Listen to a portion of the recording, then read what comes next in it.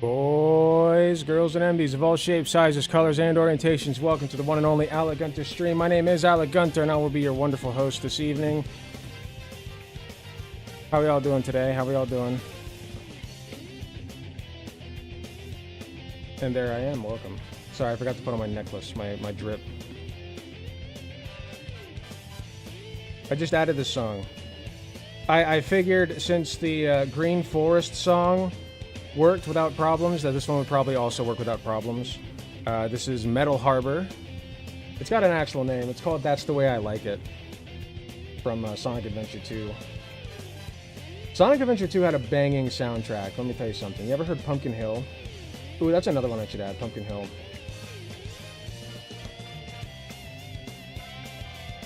There we go. But yeah, welcome in. Let's see who we got so far. We got Catzilla Studios was first. Goose President was second. Congratulations, you two. You get 100,000 million gajillion dollars. Not really, because I don't want to be hit with a lawsuit. Drunkenness and Cruelty. Bakugo Enthusiast. Bakugo, sorry. Easy. Your Mother Love. Drunkenness and Cruelty. I really should introduce the side chat first. Sorry. It's just hard to tell who's like already here from side chat because it's like it carries over from the last stream. But since it's already started, I'll finish YouTube. Drunkenness and Cruelty, Wolfie Zaps, NB Pal, Dubsy, Karina, and William. Welcome. And then on site chat. See, I can't tell where it started. Seagull, Lady Nova, Queen Laura, Space Timid, and Plague Mercury. And Grunkle Chubb. Sorry, I said Grunkle Chump. Sorry. Welcome in, everybody. Thank you so much for being here. Hello, Val the Shark. Welcome, welcome. A lot of people. So what's so funny is that like I'll release a video of me doing a debate like as a premiere, and then people will think that I'm live, and I don't know what to do about that because there's nothing like there's not much that I can do.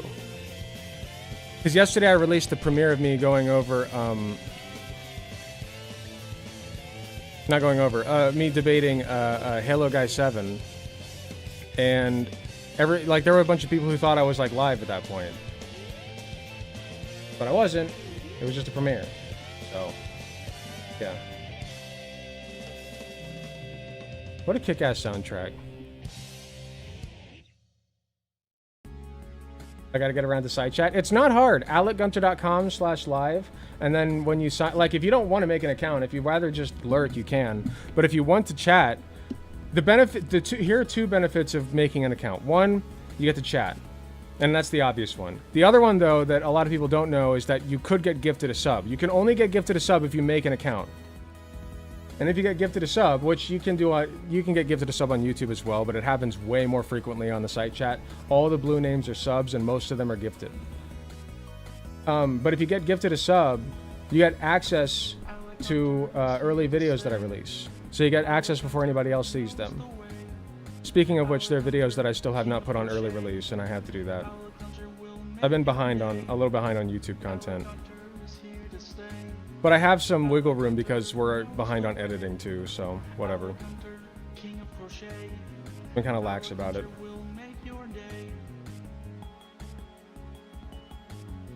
I can only be here for a bit. I have some Cyberpunk stuff to do. That's okay, Queen Laura. I appreciate you being here for any amount of time. But not live in the title.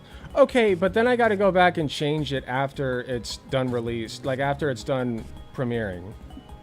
Like y'all can figure it out. It says premiere at the bottom. It does not say live at the bottom. It says premiere. And also on the site it'll say host, not live. I think the biggest problem is there's no editing. Like there's a little bit of editing. When I actually hung up with him, I edited a little bit, but just like chopped up to chopped out all the silent parts. But like during the debate, I want to make sure that I don't do any editing at all, so that it's authentic. And I think that's the biggest problem. But I'm keeping it that way. So. You already said in the video description that you weren't live and it was just a premiere. It's mostly on them. Yeah, I guess. A white name? Is Dubsy a white name? Oh, Dubsy is a white name. Interesting. Well, somebody will have to do something about that. Also, I gotta make sure Dubsy's a pink name. Users. I don't see you a lot in chat, Dubsy. How you doing?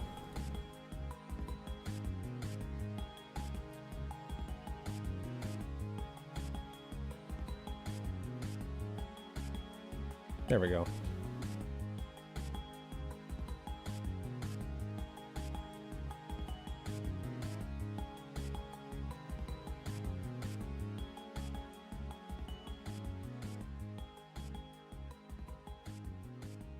Enjoy your stuff as an ally of me in my community. Thank you, Richard. Appreciate you.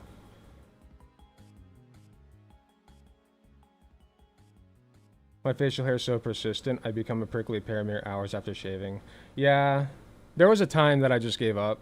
But like, here's the thing. If you give up on your facial hair and just let it grow, like even like as somebody who can grow a pretty decent beard, if you don't maintain it, it's going to look like shit. And I did let it look like shit for a while. And in many ways, it's actually harder to maintain a good beard than it is to just shave it. I want to show you guys, for those who haven't seen yet. I would expect nothing less from a computer. Some of you have probably already seen from the announcement I made in the community posts or in Discord. But I gotta show you guys.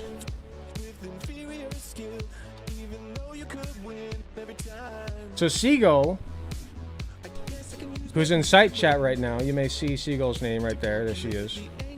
Made some beautiful art for the channel.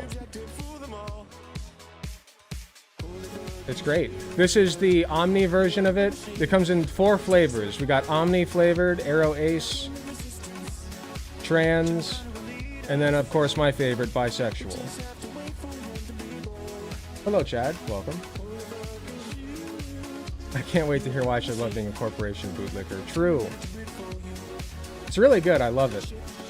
You got the little crochet hooks up here, which I thought were knitting needles at first because I was about to get upset because there were 2 of them. You can't see it real well with my face covering it. Hold on.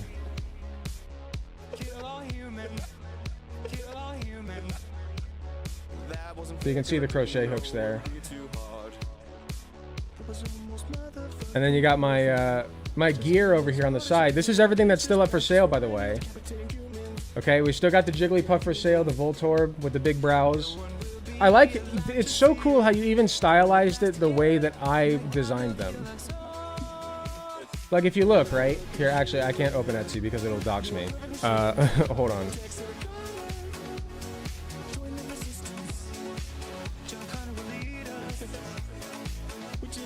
Let's see if I can find the pictures. And I'll use.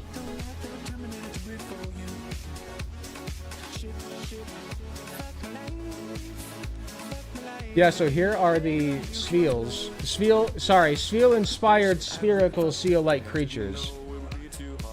That I crocheted. That you can buy if you go to etsy.com/shop/guntergrabs now. You can get one of these for yourself, 35 bucks a piece. Or you can get all 5. I may be tempted to discount if you get all 5, because I am trying to get rid of them. So, I may be tempted to discount. If you DM me and you want all 5 of them, I may discount for you. But yeah, look at that. Like if I put them right next to each other, look. That's so cute.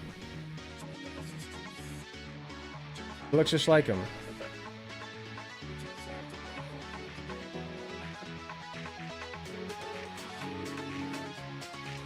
Oh, hold on. I gotta find the pictures for the other ones. Wait, I can just... Wait, I literally have them. Why am I pulling up pictures? Hold on. I'm stupid. One sec.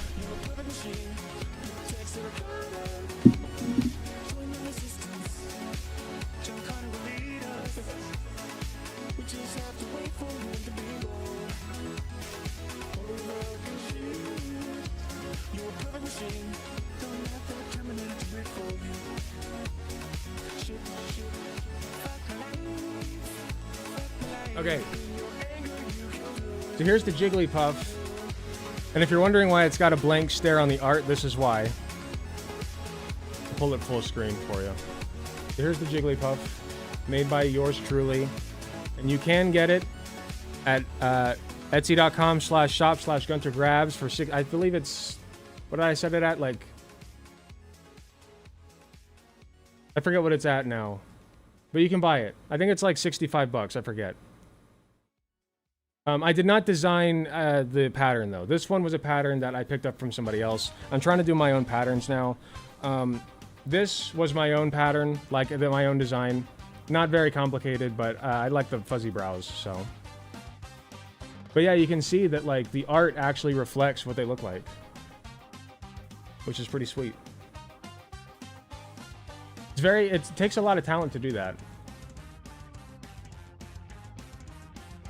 Celical, yeah, Celical plushes.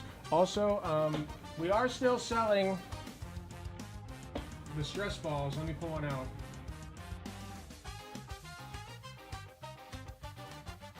There we go. The stress balls are going to look a little bit different than what you see on the website, simply because I got better at crocheting. So here's one. It's a little bit tighter knit. You can see it's got a nice size to it. Got my logo on it. You can squeeze. This is a trans one, of course. And you can get yours. I got another order, so I'm not going to ship this one out just yet because I got another order that I got to finish first. But yeah, that was a good segue into an ad once again for my crochet stuff. But yeah, before I continue like showing off my crochet stuff, thank you once again, Seagull, for the incredible art. We also made it the banner on YouTube. So if you go to YouTube, you can see it. Like, literally made a banner version for me, which is incredible. Thank you again for that. You did not have to do that, but thank you. Completely free gift from Seagull. Very nice of her. And she's now a moderator. Oh yeah, and I got to give her the moderator role on the site. Forgot to do that.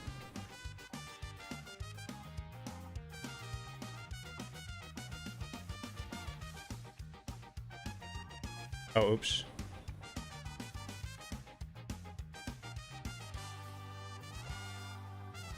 There we go.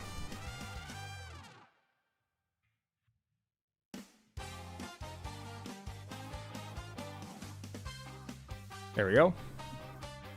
Perfect. Oh, Val the Shark, you're the one who commissioned the Bronzong, right? No, I saw the message from Etsy. I'm just very bad about replying. I am going to get to that. Here's what I'm actually, when I say I'm backed up on commissions, what I mean is that I'm in a slump right now. And the one commission ahead of you is something that I'm still working on. So here's the commission I'm working on now. This is going to be a crab-based Fakemon, and this is its shell. So I just finished getting the legs on. I still need to get a claw on it, on this side. So it's gonna get a claw. And then I just did the eye. The eye was very tricky, because what I had to do for the eye is I had to take pipe cleaners. So the legs are all pipe cleaners, just pipe cleaners. But the eye is actually 4 pipe cleaners, because I twisted 2 of them around, but that wasn't thick enough to hold the eye up. So I twisted 2 more around and then twisted those 2 twists around each other. So this is 4 pipe cleaners, basically just crocheted into this fabric. And it's wiggly. Doing, doing, doing, doing, doing, doing. Don't wiggle too much. So yeah, and then that's one eye. I gotta get the other eye done. I gotta get a mouth on it. And then I have to sew this on, and then we'll be good to ship it out. And this is what it'll look like. Oh yeah, and I also gotta get some chocolate covered swirls on the, sorry, not covered, colored swirls on the side here. Not real chocolate. Real chocolate would be messy. And then it'll look like that. So that's currently what I'm working on. This is what I was working on today. It looks sick, thank you. That's somebody's Fakemon. Which is really cool. If you don't know what a Fakemon is, they're basically building an entire region of their own making from Pokemon, and they're making new Pokemon, like their own personal take on Pokemon. It's great. Two more things.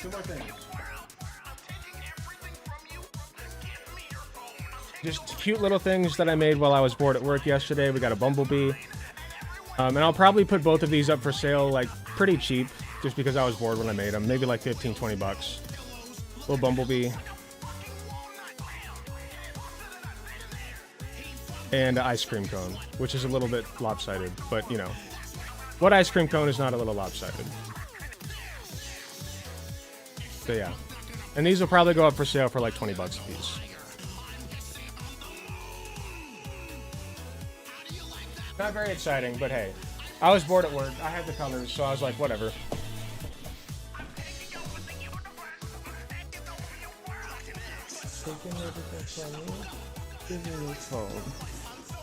Alright. Don't worry about it. I was just a bit worried that I may have been the cause of the comm pile up. No. It's literally just because I'm starting to burn out a little bit on crocheting. But I am going to try to at least get this commission done, get paid for it. And then, yours? Okay, so the thing about Bronzong, right? We'll pull out the shiny version since that's what you're asking for. Which makes a lot more sense, because I did find Bronzong plushies. And I was like, well, she said she couldn't find any. So I was confused. But when you said you wanted a shiny one, that made more sense to me. So the tricky thing about Bronzong is the detail. And I'm gonna have to figure out how I want to do that. Because I'll need two very similar but different colors of green and then red. Which is not hard. I know exactly which colors of green I need to get. And honestly, like, the shape itself is not terribly difficult, but the hardest part's going to be the detail. I can do some embroidery, yeah. Link it in. Yeah, no, so what I'm going to do is make the basic shape for this, right? And this. And then what I'm going to do is I'm going to make, like, colored... And also the back is actually kind of crazy, too. See the back? Oh, this is the shiny version. Hey. So the back is kind of crazy, too, because you got this design, and I'm going to have to embroider that. So, it'll just take a little time, that's all. In fairness, though, I did not make spikes all the way down Gengar's back when I made Gengar. So, if you don't care that much, maybe we could skip that. Could surface crochet it. That would be hard, because, like, surface crocheting only works on a flat surface. So you would have to literally, like, get up inside of it. You would have to, like, not stuff it, get up inside of it, and then surface crochet, like, all the way around that. You know what I mean? Like, from the inside of it. You know, I don't know. I think I'd rather just embroider it. Is the boy done? Yeah, the boy's been done. I told you. Here, I'll show you. Hold on. Last thing before we move on, because I know you guys are here for the juice.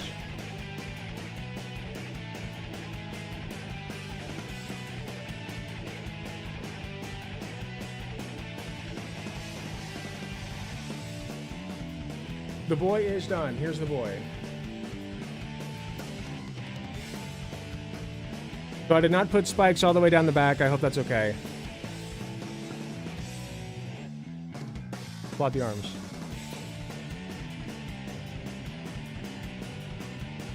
This was a pattern that I found. This was a pattern. So I did not build this from the ground up. Although I did improvise the arms. The arms were improvised by me. And it stands up too. It didn't stand up before I put the tail on, but the tail helps to balance it a little bit. So if you squish it down a little bit, well, it did stand up. It kind of stands up if it balances on its tail. I had it standing up before. But anyway, yeah. All done. Let me know how much you need for him. Excellent. He's a good boy. How long did it take you to make? This was an early project, so...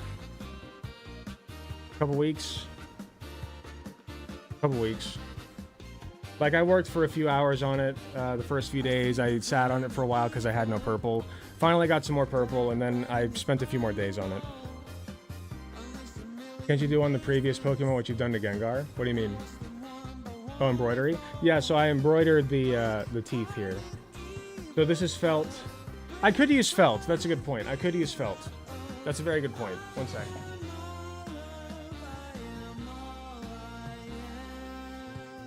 No, good point. I could glue some felt on there, and that would make the process a lot easier.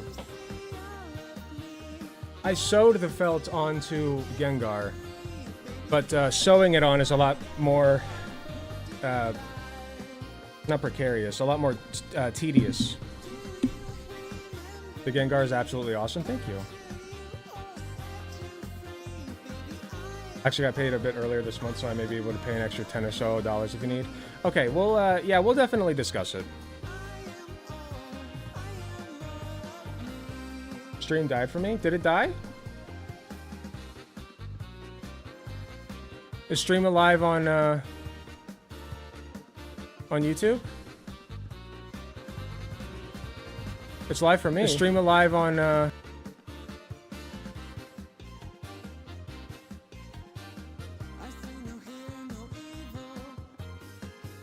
Is it an overseas thing? It's EU. Oh no, it's Europe. It's a Europe thing. It's a Eurocuck thing. That's not good.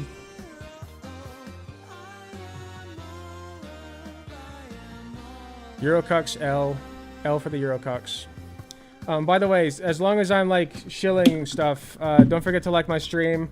Also, anything that you guys can give me monetary is much appreciated. I will tell you basically all of... I haven't done the math exactly yet, but basically all of my money. I make about like $1,000 a month on YouTube now. And basically all of my money goes toward the editor from YouTube and also a little bit from my job. So, you know, anything that you guys can provide absolutely helps, and I really appreciate it. Eventually, I would like to get to the point where I only work 2 days a week and do this job 3 days a week. That would be ideal. But anything you guys can give, I really appreciate it. You can subscribe, you can buy my stuff on Etsy, or you can just donate some monies.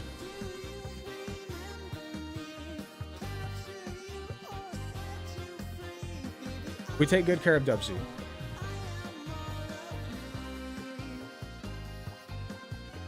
Have my DMs on Discord? Yeah, if you want to shoot me a message real quick on Discord, you can do that.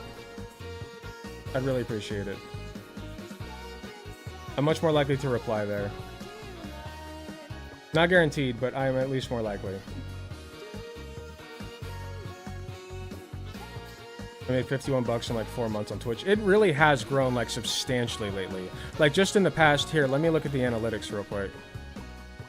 I don't know how much I'm like allowed to show you per YouTube's TOS, but like, I can't imagine. Yeah, 1,200 bucks in the last month, which compared to last month.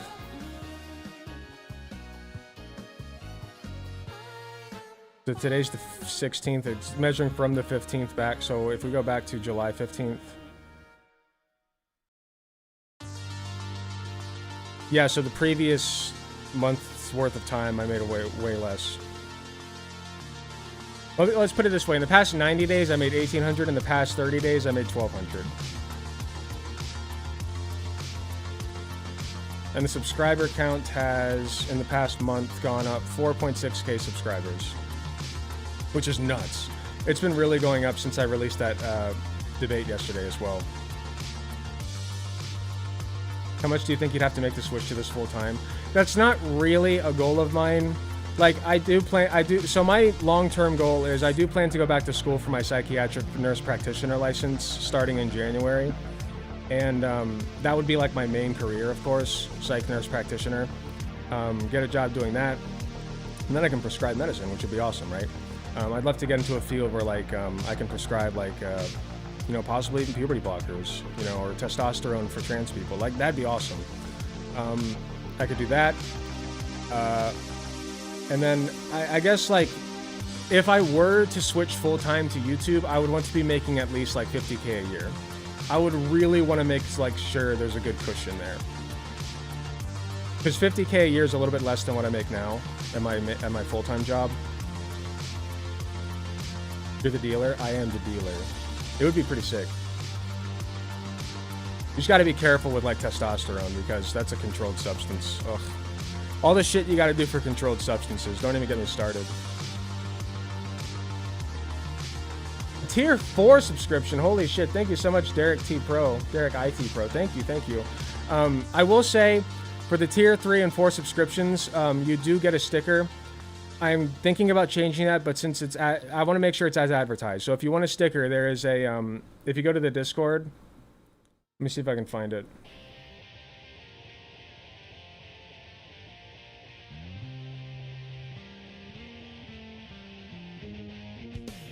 There's a form you can fill out.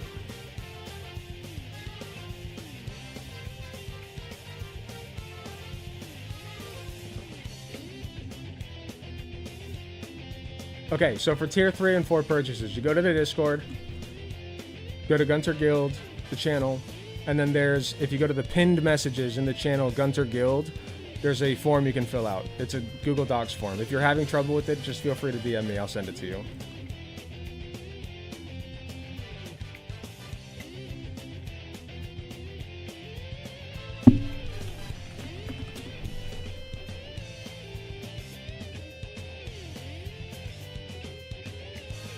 I'd like to support where I can. Well, thank you very much. If you do want a sticker, please feel free to fill that form out. Are not all substances controlled when you control them? Also, I don't know why a notification didn't go off for that. That's interesting. Thank you nonetheless. Are not all substances controlled? So a controlled substance, quote unquote, is literally a. So it has to do with the DS or the not the DSM-5, the schedule. I can't remember what the technical term for it is. Scheduled drugs.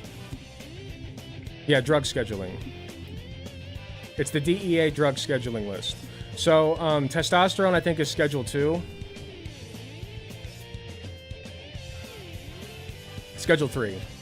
Testosterone is Schedule 3. So any steroid that you administer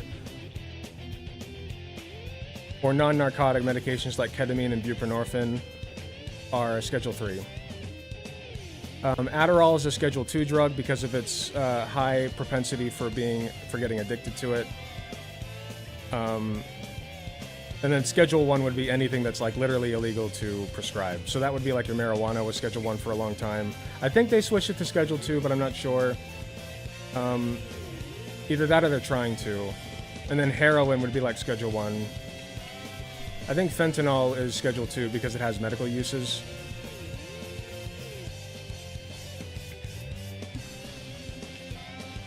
Yeah, fentanyl's Schedule 2. When's ancap? That's not for a while. That's going to be about 3 hours from now. We're actually going to do things in the reverse order. We're going to do things in the reverse order that it says in the title. Sorry, guys. I just had to... The most interesting part is going to be the debate, and I knew that would be what grabs people's attention, so that's what I put first.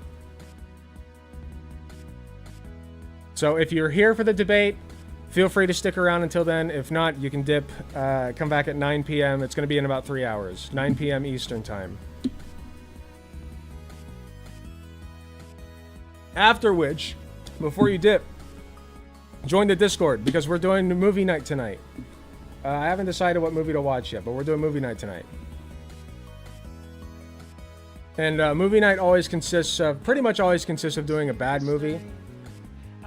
The ancap. I don't know who the ancap is, just somebody who found me. But we always do a bad movie, usually a bad Christian. Well, so far it's just been bad Christian movies. So join the Discord. You can type !Discord in the site chat. I don't know why it doesn't work in YouTube chat, but you can find the Discord link in the description below. So be sure to join us for that. It'll be a fun time. It always is a fun time. People enjoy my commentary. We watch a bad Christian movie, I commentate over it. It's just like a stream, except, you know, legal. It's a legal workaround. You can just say Christian movies. There is exactly one good Christian movie that I know of, and that is the animated one. with Moses. The animated one with Moses. Which one's that? That was like a lot of people mistake it for a Disney movie. But that one was really good because I didn't feel like it was pushing a message. I felt like it was just going Prince of Egypt. It was just going biblically like what the story was. Prince of Egypt. VeggieTales is also goated because that teaches legitimate life lessons. You notice that anything that is good is either like explicitly true to the biblical story and not trying to shove a message down your throat, or it is trying to shove a message down your throat because it's for kids. And the message is usually not catered toward like bow down and worship God. You know, like VeggieTales is not bow down and worship God. VeggieTales is here's the things that like it's still rooted in Christianity. God loves you very much. Like the message is God loves you exactly the way you are. Here are the things that you can do that God wants you to do that are good. And they're usually like very good things. You know, it's not like pray or whatever. It's just like, don't be a dick. Don't hoard wealth. Don't, that's the two I can think of right now. Don't be a dick and don't hoard wealth. But the hoarding wealth one was Madame Blueberry. You guys remember Madame Blueberry? Who's a VeggieTale boy, girl, or NB?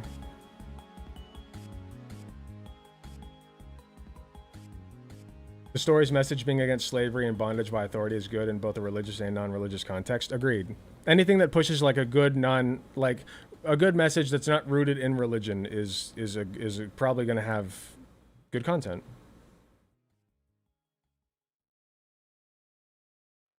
Madame Blueberry was was the one I remember most, which is funny because it's literally like anti-consumerism.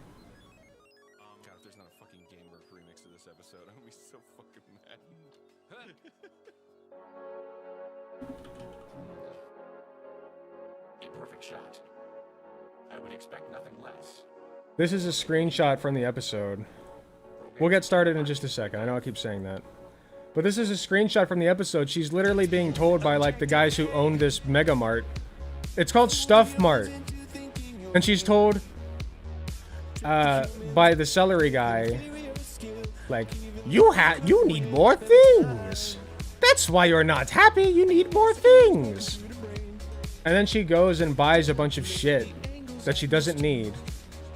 And then it all fills her house, her like gigantic tree house, which is like a mansion, right? And it fills it so much that the tree actually tips and then slingshots the entire house and all of her shit into a lake. Which is so based. Like it is, I think, one of the most based episodes of VeggieTales that there is. It just slingshots all of her shit. And then she's like, well, I guess I didn't need it anyway. And then they all have like a cheap little picnic and they're happy. You know? I love that episode. I didn't get the bug. I actually just rediscovered how much I love that episode just now. And yeah, great character design on top of that. Oh yeah, Buzzsaw Louie was goated too. Similar message. Christmas should not be about consumerism. It should be about loving each other and shit and whatever. Also, don't sell buzzsaws to children.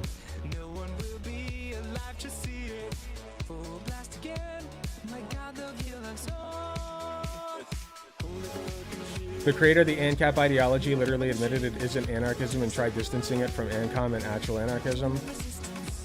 That's funny.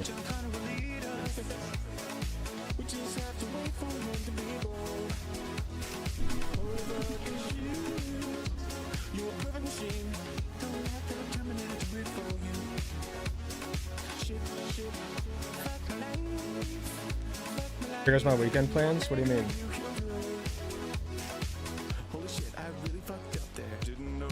Alright.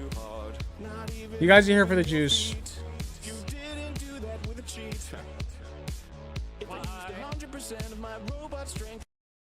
Yeah, that's why I started crocheting, because I feel like buying shit for people is just so not... Like, it's fine. I know that not everybody has the time or luxury to get into a hobby like fucking crocheting like I did. You know, like, sometimes you can just work You just keep working and working and working because that's all you know how to do. That's all you can do. That's all you like have time to know how to do. And then you go and buy something because you want to get something nice for your significant other, for your mom, whatever. And that's totally fine. Nothing wrong with that. But my philosophy is if you can make something, I feel like that's a lot more special than buying it, unless that person literally needs that thing. In which case, probably shouldn't be a Christmas gift. Like, it should just be something that you get them because you're capable of doing it. You know what I mean? Or if they literally ask you for something nice that they don't need, but they ask, hey, I really want this, can you get it for me? And you can, so you do. Like, that's fine too. But I feel like it's a lot more special to just make stuff.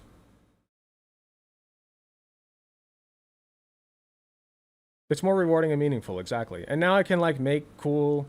Like, I have a cool skill set now. You know? I can make cool dolls. And give these to people instead. Like, this is so much better than getting them a stupid fucking store-bought plushie. You know? You stitch your love into it. You know, I'm not a spiritual person, but I do think there's something very special about putting your own... It is like, I guess in a icky poetic sense, it is like imbuing it with your spirit. You know what I mean? I might be a little bit spiritual. I might be a little bit.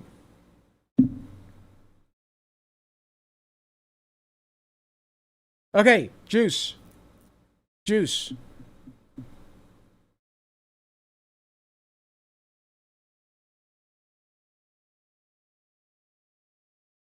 Sustainable. What do you say to those families?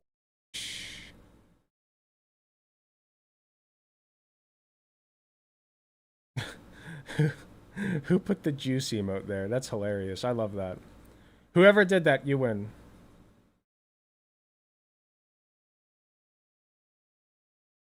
Do racists deserve healthcare? It is a question for the ages. Now, if you want my personal opinion on it before we get started with the segment, I believe that everybody deserves healthcare regardless of your views. I don't believe that anybody should be like left with, you know, dying with cancer. Unless, like, I'm sure if you paint some kind of weird hypothetical, like Hitler gets cancer, do you cure him? And if you cure him, he, like, kills 6 million more Jews. Like, of course, okay? Like, let's be reasonable. But in general, my principle is you get healthcare regardless of your religious views, your political views, whatever. It doesn't matter. You get healthcare. Everybody gets healthcare as a baseline, period, end of story. It's a human right, is my point. This guy, Romanian TV, has a video that is called Racists May Be Denied Healthcare in the UK. And I'm interested in this because, like I just said, I believe even racists deserve healthcare. I want to get a little bit of a read on this guy. I provide a Romanian, hopefully entertaining take on recent events that are going on. Okay. I mean, not too much to look into there, but it's fine. So, he is a VTuber, which I like the avatar. That's a unique one. I kind of like it. This, by the way, was a video request. So in case you're wondering why I found this guy, how I found him, this was a video request from the Discord. And you too can request videos if you go to the Discord channel in the YouTube description below. Or if you're in side chat, you can type !Discord, get there that way. And you can leave a suggestion in Content Suggestions, the channel. So this is from Content Suggestions. I want to go over it because it strikes me as something that is going to be right-wing. My guess is that it's not actually going to be against racists getting healthcare, but like from what I can see right here, probably putting people into a dangerous situation. I'm not sure. I'm gonna give this guy the benefit of the doubt, and I'm going to just, on my baseline, agree that racists do in fact deserve healthcare. Let's see what's going on. You know, when I finished med school, I took an oath. And I don't remember which part of the oath told me not to take care of racists. That is true. Like, it included everyone. Yeah, like as a doctor, I have to take care of everyone. Even... Is he a right-winger? The only reason you would upload a video like this is if you're a right-winger or you're like a leftist who's trying to do like... who's trying to be like contrarian. So, those are the two options. Communists, believe it or not, and racists, and everyone else But I guess like they may have Okay, a new I can oath agree in with the that. United Kingdom because they're so advanced than us. That they're a very prosperous I nation. kind of love so, his avatar. You know, their culture is more advanced than that of the rest of the world. I remember seeing movies, and this is a theme that you get to see in video games as It's well. unique. I like it. Where it's about the war, whether it's like World War One or World War Two, and one of the doctors decides to help people from the enemy lines, even though like your own soldiers are angry and they're upset because like, oh well, our soldiers are needing treatment. Why are you helping the enemy? And that's like viewed as not a very complicated moral dilemma because like the doctor Yeah. is seeing everyone as human and they're helping everyone. I agree with that so But far. again, like this is outdated mentality. This is shit that we need to get rid of. This is backwards thinking. Instead, we need to look at What does this say? If you find yourself in a situation where you consider you may have to withdraw your care, you should consider your rationale for taking such action very carefully. The following situations may justify a refusal to treat, the withdrawal of care, or finding of an alternative. Now, here's the thing. You're entitled to health care, okay? And you also do take an oath. Sorry, people are entitled to health care, and you take an oath that health care is a human right. So the only reason that you should refuse healthcare to people as a healthcare provider is if they literally tell you, I don't want it from you, or they're impeding your ability to treat them somehow. Okay? So, it's complicated. It's complicated. But a person who is racist does deserve healthcare. Okay? And as a healthcare provider, you take an oath to provide that. So I don't think that somebody should be turned away just because they're racist, even if like somebody who's black is treating them. Now, that black person can say, hey, is there anybody else who can treat them? Like, am I literally the only person? You know, I think that's fine. I think it's reasonable for the healthcare institution to say, okay, well, that person is racist against you. Let's find somebody else that can go in there that they're not racist against, at the very least. I think that the healthcare institution has a right to that healthcare worker's safety and comfort. Okay, but that's an institutional problem, right? So it's complicated, but I do think that, like, if you have a hypothetical situation where the only available worker is a black healthcare worker and the patient happens to be racist, I do think that the priority is, depending on the level of care, of course. Like, let's say that they have a life-threatening situation. The priority is, yes, you have to save their life. You have to treat them. Yes, you took that oath. how the United Kingdom is doing things. And apparently the appropriate way, the equitable way, is that everyone pays taxes, right? A lot of those taxes go to the NHS. So if you're a racist... Yeah, not a right to a specific worker when you're harassing them. True. I think there comes a point, exactly what I said, right? If you are harassing a worker to the point that they literally cannot perform their job, that person no longer has the obligation to treat you.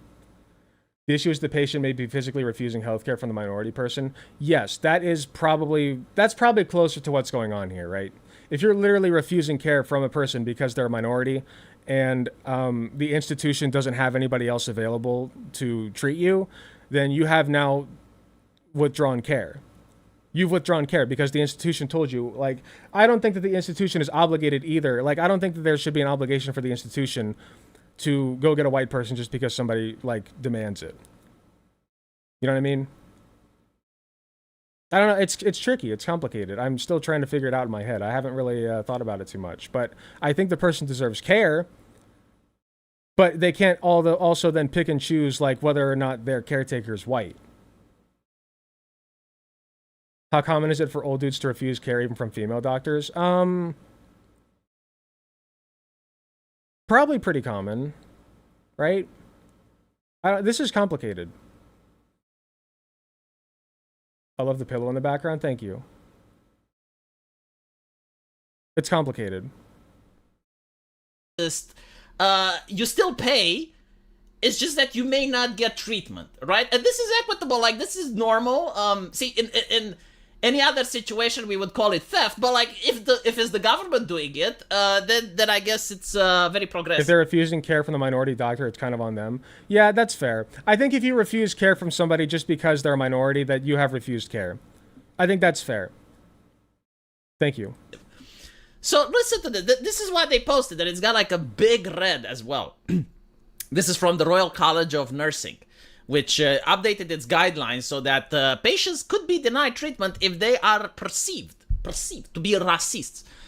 Withdrawing care. If you find yourself in a situation where you... Sorry, I wasn't paying attention. Let me go back. Guidelines so that patients could be denied treatment if they are perceived to be racists. Withdrawing care. If you find yourself in a situation where you consider you may have to withdraw care, you should consider your rationale for taking such actions very carefully, right? So, like, the onus is on you. I would like to point out that even prisoners get care.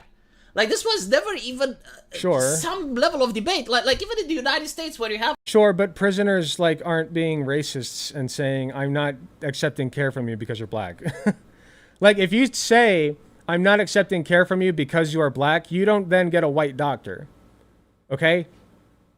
If you refuse care from somebody on the basis of them being black... Now, if they're, like... Now, sometimes what people will do instead is work around it and be like, well, my doctor isn't providing me the care that I want. That's a little bit trickier, right? If they're doing it on a racist principle. But if you are specifically saying, like, on a racist principle, I'm not accepting care from you because you're black, I'm sorry, like, you've denied care. You've said that the care, like, that's your choice. You have said that the care is not worth somebody who is black treating you. If someone continually insulted me if I were a doctor trying to treat them, I would quit. I mean, yeah, you can quit. But, like, there is a certain level of duty that you have, even if somebody's treating you poorly as a doctor. You know? Like, it'd be like, I don't want to compare it to a child, because a child has way less, agency. But... it's tricky, like I said. Have like some of the worst monsters ever in the pretty reasonable that are waiting death row. Even they get... Yeah, let's read over it. Let's just read over it. Where there exists or is fear of physical violence, that seems reasonable. Where there's discriminatory behavior, including racism, that also seems reasonable to me, simply because if you're trying to say, I want a different caretaker because this one's black and I want a white caretaker, that's refusing care. You're refusing care. Where there are health and safety hazards, examples, lack of appropriate equipment. Yeah, that's also fair, because that can also cause harm to the healthcare provider. Like, healthcare providers are not obligated to give you care at the risk of their own safety, is the bottom line. Where the care is required is outside the scope of competence or training, also reasonable. Conscientious objection, also reasonable. Client/patient is known to you in a personal capacity. That seems reasonable. Where you are asked to do something unlawful or in breach of the Nursing and Midwifery Council. Yeah, I think that's all fair. This seems reasonable to me. Like, you would really have to delve into the nitty-gritty to get into situations that are like, okay, you literally have, like, a black doctor and a person who is like being racist against that black doctor, and in ways in which the black doctor literally cannot care for the patient anymore. You know, like, at a certain point, after a certain point, you are refusing care. So yes, there are situations where it can get tricky, but I think this baseline is fine. And if you get mad at this, you're kind of just probably a racist. If you refuse care, your death is on you. Yeah, I agree. Care. Even the people at Guantanamo, if I'm not mistaken, even they, right? Like, everybody would get care. But they're not because, refusing again, care. It's the moral concept that regardless of what you do, regardless of how you behave, you're still a human being and you're still worthy of rights. Let's put it this way. If you refuse care to somebody because they are a known racist, you can't do that. You can't do that. Okay? If they are literally being racist toward you while you are caring for them, yeah, you can refuse care. I think that's fine. Up to a certain point, I think that's fine. Okay? You know, that person still needs care. And there are situations where, like, I'll give you an example. There was one time an old person was like, he had dementia and he was being like giga racist. He was saying like the N-word, right? To nurses' aides. Like, he was literally calling them the N-word. And somebody had to intervene. You know, somebody had to come in and tell the family, like, listen, he's being racist, and after a certain point, we're going to have to withdraw care if you can't get it under control. you know, or take him to some place that can accommodate him. So there should be interventions for sure. You should still strive to give that person the care they need. I don't know. Like, you have to still give them the care without capitulating to their racism. That's the bottom line. But the following situation may justify. Could someone ask or request, but not request, but inquire for a different doctor based on racism? I've considered asking if I could have a female therapist because I don't necessarily feel it's heard with men. I think that between men and women, it's different. I think that if you're more comfortable, like, just because of gender norms and stereotypes and whatever, if you're more comfortable with a male doctor as a male person or a female doctor as a female person, that's understandable, just because there's like such a distinct divide right now. I would love for that to break down. Like I said, that's also complicated, but I think that's fair. As far as racially, no, I don't think that's fine. I don't think it's fine to capitulate to that. It's about who you'd be more comfortable with, and it's mental therapy. So you want to be as comfortable as possible. Yeah, I think that's different, Lady Nova. We'll see what he has to say about it. Treat the withdrawal of. Okay, sorry. Before I let him continue, my stance on it is this. How do I want to word this? A person is... The default should be that the person gets care regardless of their past actions. Once that person is making it too difficult for you to care for them, you can refuse them care. They have now refused care. If they are being racist to you in a way that you simply cannot handle, you can refuse them care. And that's up to you to decide. You can say, listen, they're making my job to care for them too difficult. Okay? So I think that's fine. The following situation may justify a refusal to treat, the withdrawal of care, or finding of an alternative. I wonder, you see, there are certain patients that once you start giving them care, you can't actually withdraw the care. Because you're... Shouldn't you set them up with some other accommodation? You have to weigh that. Like, let's say that, like, how do you even do that? How would you? Because after a certain point, you're just saying, yes, it's fine that you're racist. You know, like, after a certain point, it's like, well, you've already denied one of our doctors specifically on the basis of race. So, like, I really don't know. He sounds like a parody voice of Dio of I Do for Fun. He's like a Doofenshmirtz type of voice, a little bit. I don't know. If anybody has a good answer for this, let me know. You're doing them more harm than good? But anyway. It's tricky. I'm not going to pretend like I know the answer. So what is the withdrawing or care? Where that exists... I missed so much. Let me go back. To treat, the withdrawal of care, or finding of an alternative. I wonder... You see, there are certain patients that once you start giving them care, you can't actually withdraw the care. Because you're doing them more harm than good? But anyway... that's probably true. So what is the withdrawing or care? Where that exists, or there is fear of physical violence. Yeah, that doesn't stop the hospitals in Eastern Europe. Like we had in the hospital a lot of people that were alcoholic, or even people on drugs, right? And once they stay in the hospital and they don't get their fix, whether it's like the wine that they're drinking or whether it's the drugs, like they become very violent and agitated. You call the cops. They chain them to the bed, and you keep treating. The platypus. This is just an excuse. Like, you call the cops. They chain them to the bed, and you keep treating. I wouldn't call the cops. I would call a paramedic and say, well, I guess if you're in the hospital already, like, you wouldn't call a paramedic, but like you would call. I think the cops are bad people to call for healthcare intervention. We're trained as nurses how to restrain people. You do a 5-person restraint. Each person on one limb and then one person on the head.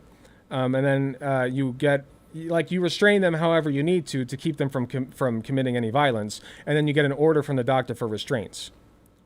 You don't need to involve the cops. The only reason you'd involve the cops is if you're lazy and you don't want to get a doctor's order. Like, that's literally the only reason. So he's wrong on this. This is just an excuse. Like, the NHS, which is paid a lot more than Romanian hospitals, should find a way to treat even people that are violent. But if he's in Romania, then I guess they have different rules there. And by the way, I would like to point out that it's wrong. I still disagree with it. People who committed atrocities, like even people who did mass shootings, and if they went to a hospital, no one would say that they shouldn't get treated. But like, this is a new thing. This is a new concept. Yeah, but if they're in the process, okay. So if you have somebody who's in the process of trying to commit a violent crime against a doctor, yeah, that doctor can refuse them care after a certain point. Yes, either that or restrain them. You know. Semper chat? What's Semper?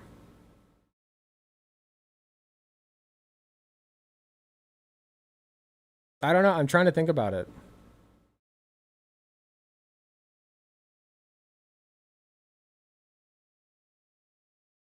Can a doctor refuse? If you're working, okay, so if you're not trained as a doctor to take care of somebody who's having a psychiatric break, then you can deny that person care for a specific reason, like for that specific reason. But if you are trained to, treat somebody with a psychiatric break, like you're a psychiatric doctor, then you can't deny care just because somebody's having a psychiatric break and trying to commit violence. Like there are steps you can take to keep that person from committing violence so that you can treat them. If they're literally saying to you, I'm denying care, I'm of sound mind and I'm denying care, then you can't take care of them. And there is a point where like you literally have to say that they're not capable of making good decisions for themselves. A racist can make good decisions for themselves. You know? If they're committing violent acts, they're probably not of sound mind. So you would still care for them because they don't know what's good for themselves. A racist usually does. That I'm hearing of. I'm not saying it's a like matter the of first being one of in sound human mind. history, but again, like as a person who finished med school here in Eastern Europe, where we're a little bit more backwards and we don't think as progressively, it's astonishing to me. It's like you can't find a way to treat someone that you're afraid of physical violence. Like what? Do handcuffs not exist? You can't sedate them? Like what is the problem exactly?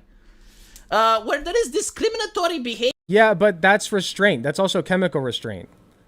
This is all restraint. So you have to get like a doctor's order for a restraint and sometimes even a court order.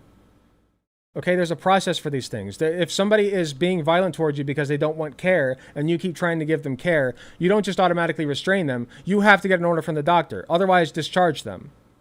If they're of sound mind, they might be violent towards you because like you're trying to force care onto them.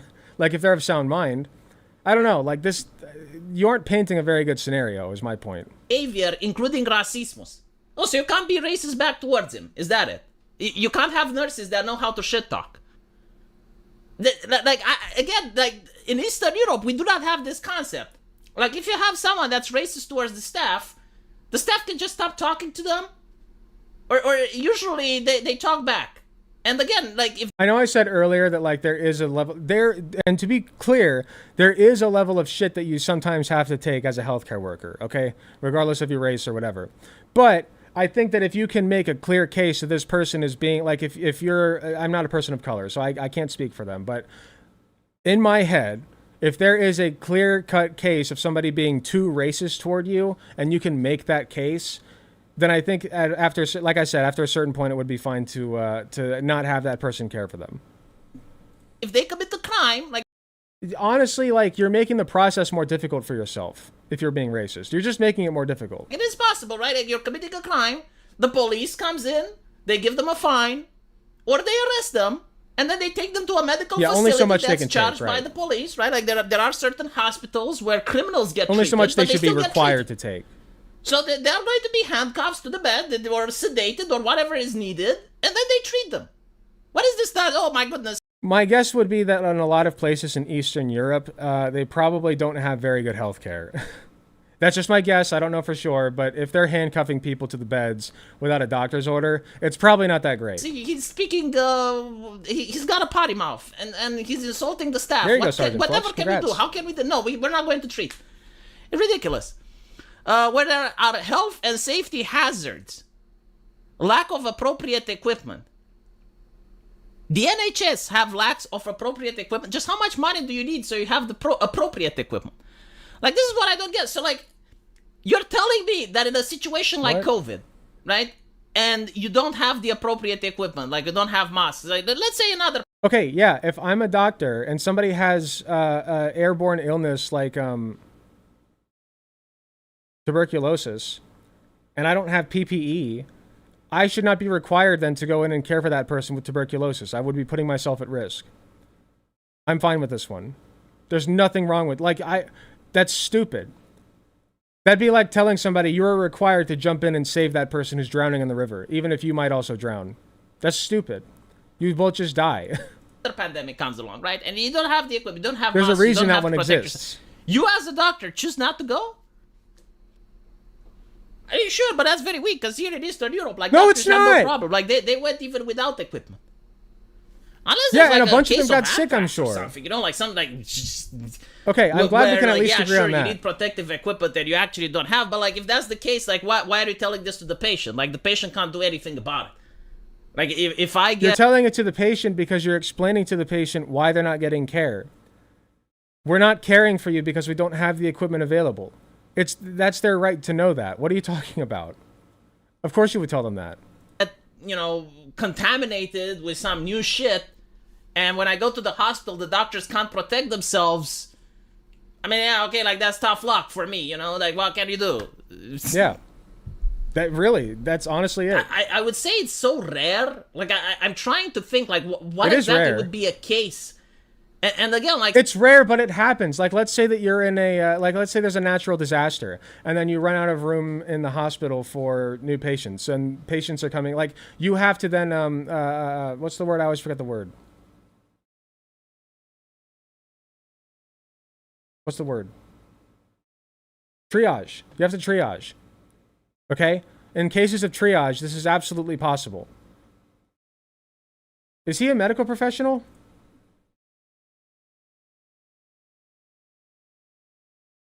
Did he say he's a medical professional? No, he's not. Okay, never mind. I don't know why I thought he was. It's the voice. The voice. He's got a doctor voice. like something like anthrax maybe, or I just don't know.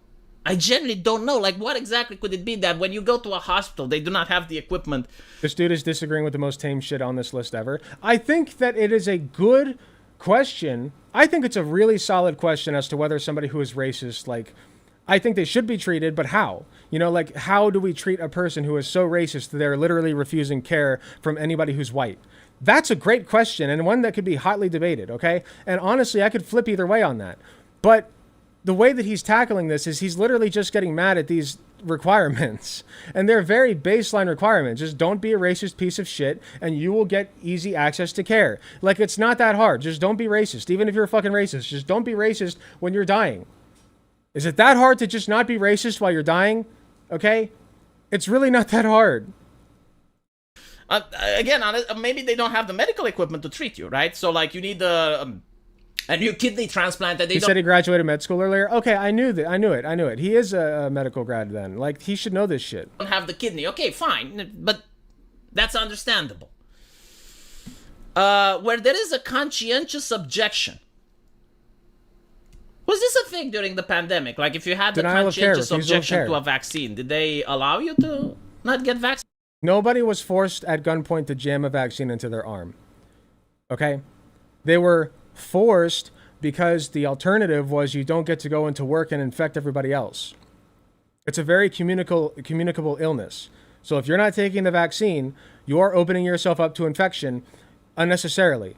And then you're bringing that into work for all your other work buddies to get infected, even if they're vaccinated. You can still get the disease if you're vaccinated. It's just a way, way lower chance.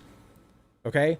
And because it can be so life-altering. You know, there are people, like my aunt literally just got her sense of smell and taste back. After 3 years. 3 fucking years of not being able to smell or taste anything. Imagine that. Okay? And that's because she got COVID. And people die from it. So yes, if you have the choice to not get vaccinated, and you also have the choice to sit your ass at home and not go to your job because you didn't get vaccinated, and you don't want to, infect everybody else. First time watching live? Welcome. Glad to have you. Vaccinated? I don't know the situation in the UK. I know that there were places in the US, like the military, where they stopped caring. But yeah, no, the conscientious objection I feel like if you're making the environment for the doctor as hostile as possible and you're of sound mind, you're more or less refusing care. I agree.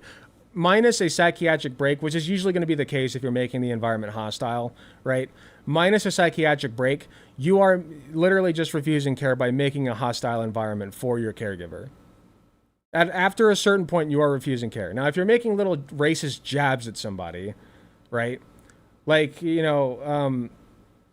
tell your black caretaker, like, well, you're so well spoken, or like, I didn't expect that from somebody like you, or something like that. Like, does that hit the baseline? I personally don't think so. I think that person still deserves care. But if you're literally saying, like, if you're threatening that person because they're black, then yeah, I think that qualifies, and you're a sound mind, that qualifies as refusal of care. You have now refused care. You're done. Goodbye.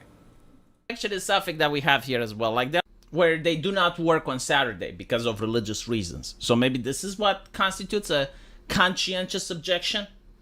Like the patient is dying, but it's Saturday, so call someone else. Or there are other religious groups that do not consent to blood transfusion. Right? So you can save the patient's life, but they're like, nope, I'm not consenting. It's a conscientious. Like, maybe this is what they're talking about. Yes, that's what Like, they're talking about, man. Talking about, yeah. This guy graduated med school. Are you fucking kidding me? This is something that happens everywhere around the world. It wouldn't be specific to the UK.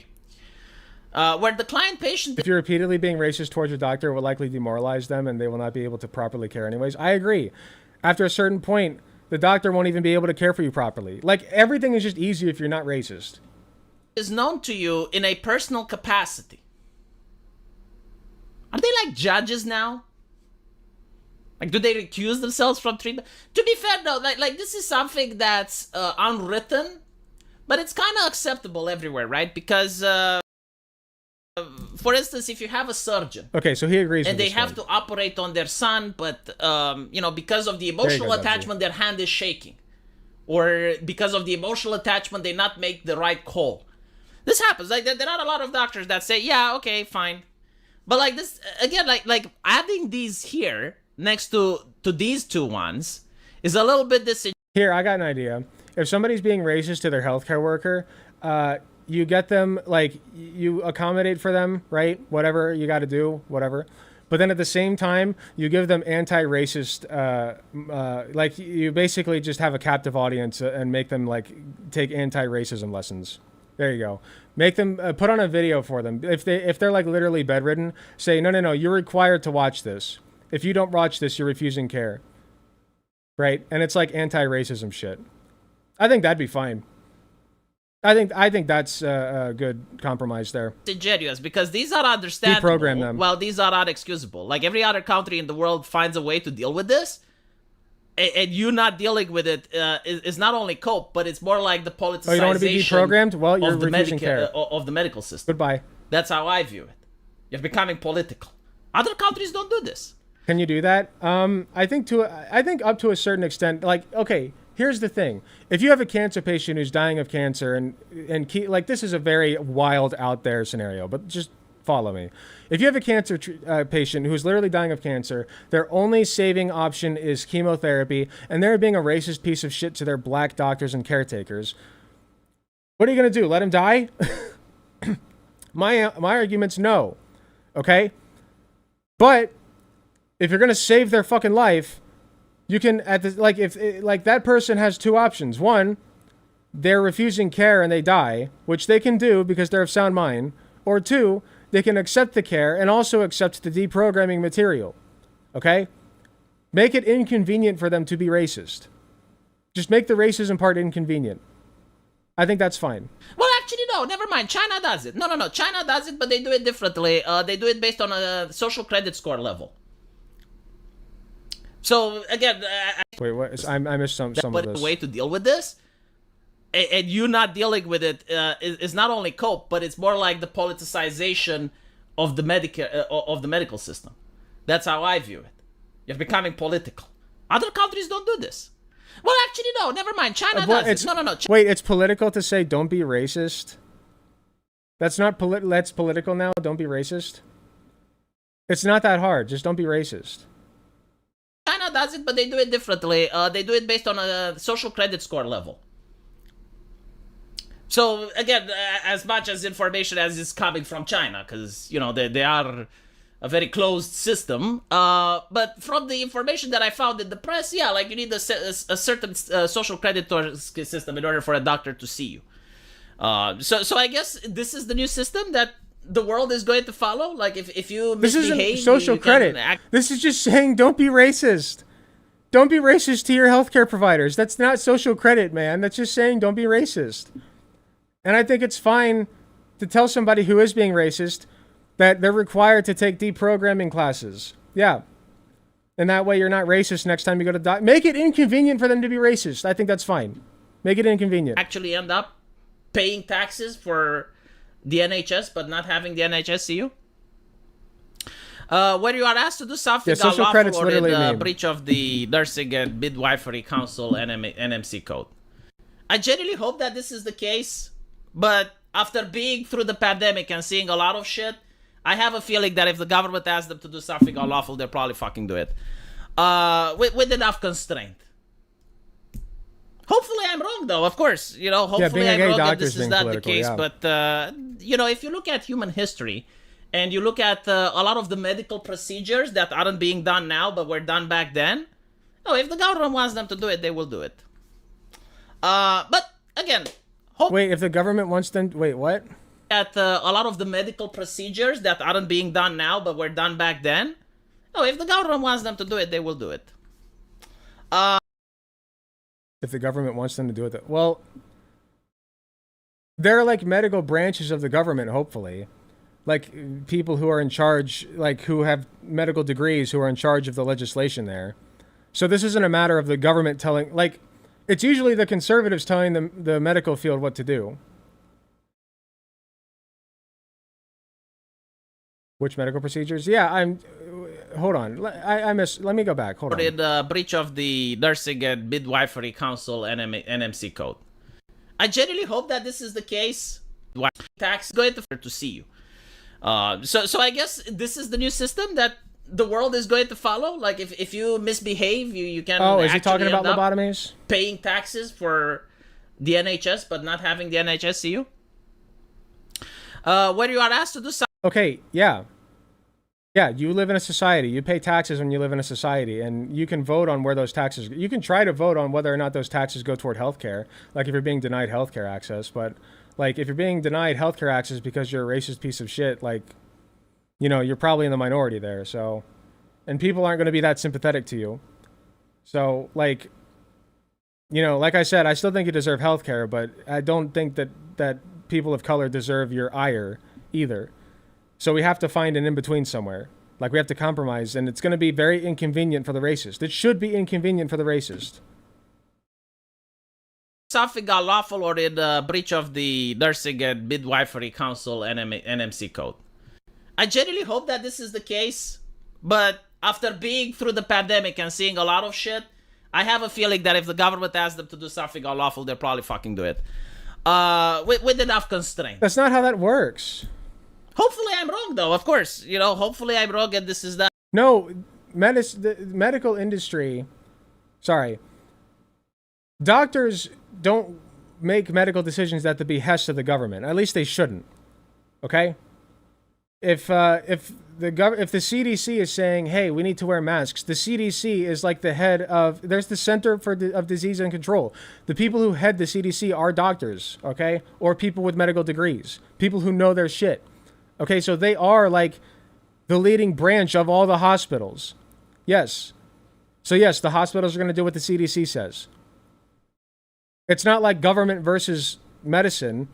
It's that medicine should be part of the government. You're thinking about this all wrong, man. Not the case, but, you know, if you look at human history and you look at a lot of the medical procedures that aren't being done now but were done back then, oh, if the government wants them to do it, they will do it. Yeah, he's talking about lobotomies. But, again, hopefully it's really stupid. I'm wrong. Anyway, regardless. Yeah, your government-mandated lobotomy. Yeah, that's a thing. The oath that I took didn't include the discrimination based on racism or fear of physical violence or any of the other things. No, like there are ways. Like, if you don't know how, look at Eastern Europe. We will teach you. It's fine. We will teach you. Okay, in America at least, I know he's not American, but in America we learn as a healthcare provider, if you feel that you are in a dangerous situation that will put your own health at risk, you have the right to leave that situation. Okay? You have the right. Like, let's say that you're a caretaker for like a 13-year-old child with mental health issues, right? And that child takes a knife and starts swinging it. Guess what you do? You run to the fucking bathroom and lock yourself in. Goddamn everything else. Literally, goddamn everything else. Like, you run to the bathroom and you lock yourself in it and you protect your ass. That is what you're taught to do in an emergency situation like that. Okay? Even if you're risking the health of your patient, even if you're risking the health of other people around you by not intervening, you're not the one risking their health, by the way. You're just protecting yourself because you can't go forward and take care of other people if you're dead. Okay? So if your safety or health is at risk, yes, you take care of yourself first. That's responsible. This guy would call that weak? I would call him an idiot. What, you're going to confront somebody with a knife? I don't care how old they are. I don't care how, like, if they're 13, 12, whatever. It doesn't matter. They have a fucking knife. They'll kill you. All right? If you feel like you can constrain them, sure, try it. I'm not going to try it. Hell no. Fuck that. No. Like, I'm locking myself in the bathroom, period, end of story. And I'm saying, I'm calling the police. I'm saying, well, maybe not the police, but paramedics at least. Police, I feel like, would just try to fucking shoot them in America. But, you know, I'm going to call what resources I have available to get that kid out of, you know, my safety. Okay? Make sure I'm safe first. That's why on the planes they tell you, make sure that you secure your own mask before you help somebody else. Because guess what? You can't help somebody else if your own mask ain't secured first. And you passed out. Okay? So this is just stupid. We have doctors that they can teach you how to treat people that are racist. Don't confront somebody who's violent unless you have the tools to do so. Threatening you with violence, it's okay. It's okay. If you lack the appropriate equipment, maybe we can help. You know, we can help the NHS. Maybe, you know, we'll see. Very, very disturbing what I'm saying. I hope I'm not understanding it. I hope that maybe I'm wrong. But I would from love what to I'm speak to seeing this guy. in the press, it's probably true, isn't it? That I am interpreting it correctly. Let me know what you guys think, though. And as usual, I will see you in the comment section. I would love to speak. I think that, like, it's not that he's not interpreting it correctly, although okay, so the biggest problem with this one here is that, like, the most contentious one is whether or not you, like, somebody who's racist is entitled to care. Okay? And I think that throughout this whole thing where I've been fumbling my position left and right, I think that the most logical solution is to provide them the care that they need, one, and then also require them to go through, like, anti-racist training. I think that's fine. And if they don't agree to anti-racism training, then they are denying care. I think that's a fair compromise. I think that's a fair trade-off. Because you just make it, that way you disincentivize the racism. At the same time, you're not denying them care. You say, here's your options. Okay? You can either go through this anti-racism training. We'll get you a white doctor. But the compromise here is you get your white doctor, and then you have to go through this anti-racism training. And it takes, like, a few days or something. You know, and then you got to take a test at the end of it. And you don't, like, you have to pass the test. Okay? I think that's totally fine. That way, you get them the care they need, and you also disincentivize the racism. I'm sure that's not, like, the perfect solution, but that's the best one I got right now.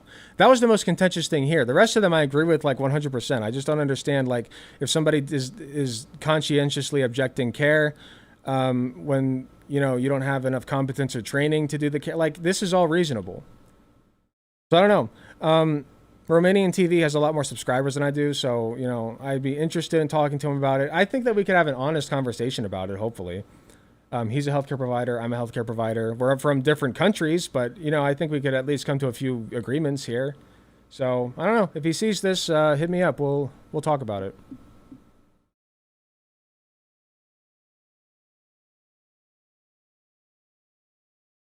We need that in the UK. Yeah, it's really not that hard to just not be racist.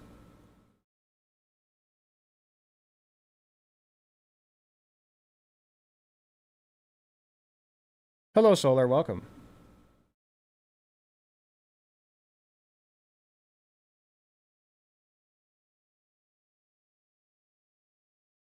Okay, what time is it? 7:04. This next segment's going to take a while. We should get started on it. But before we do, let me run to the bathroom real quick and fill up my water again because I need more water. And I'll be right back. That would have decimated it. All humans will burn anyway. The same on the brain I use to identify the weak spots in humans. Hole in one, baby. Hole in one, baby.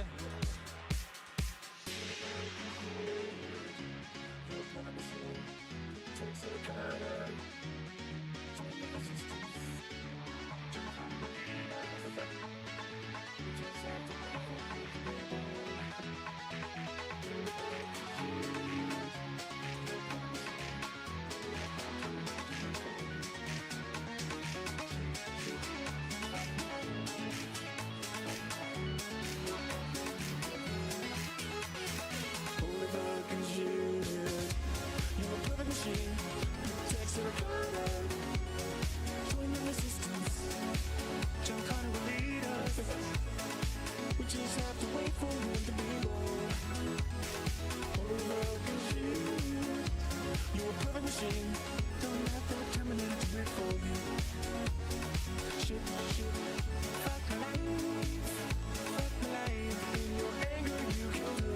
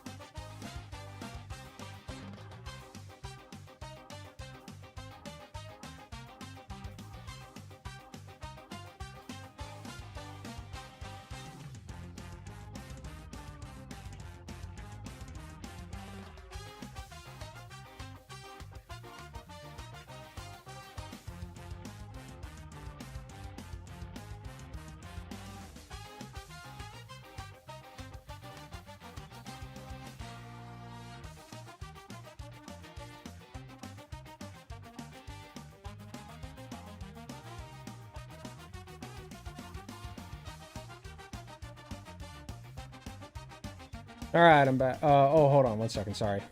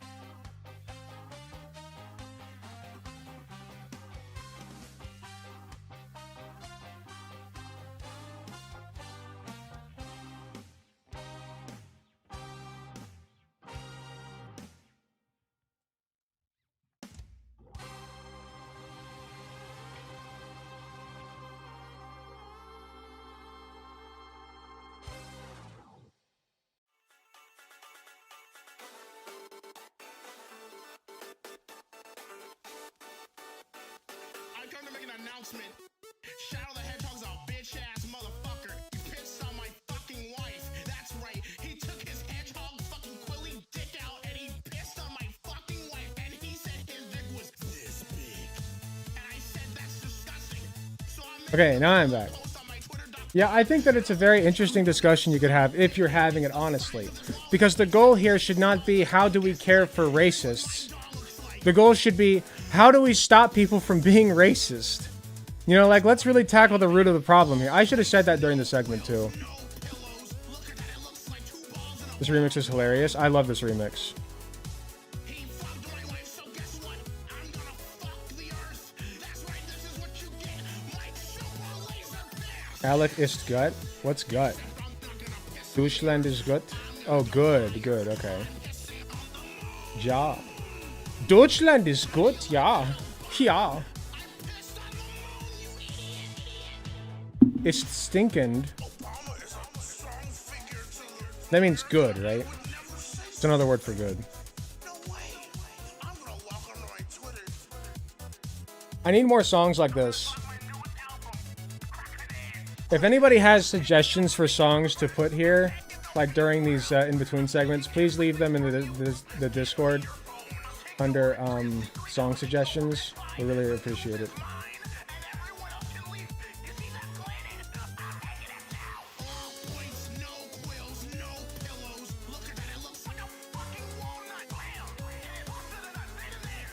You can use all my songs? Excellent.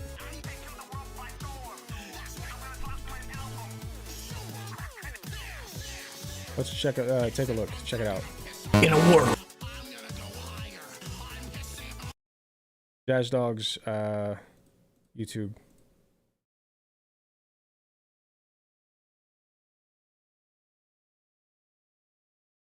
We got Organs Not Found, 500 Cigarettes, Leon, Homophobic Rumble.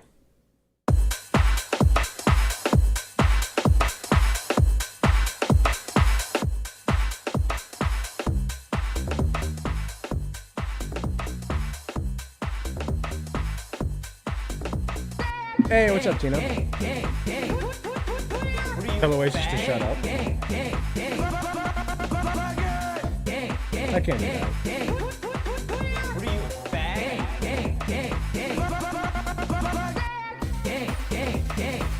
I'll commit maximum pronoun, 3 million infinite pronouns for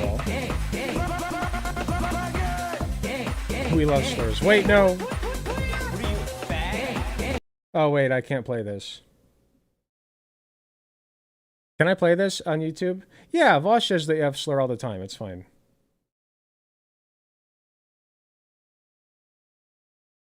I'll still turn it off. Try organs not found. If I get in trouble, I'm blaming Jazz Dog.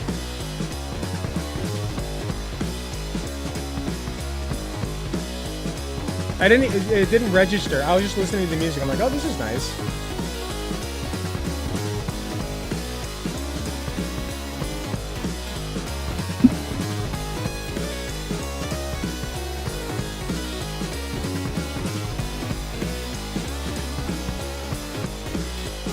I've never heard him say it. Oh yeah, he says it.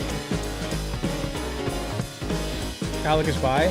I am bi, but I don't say the word because, like, I don't know. I've only ever been on a date with one gay guy, and like, it was one date.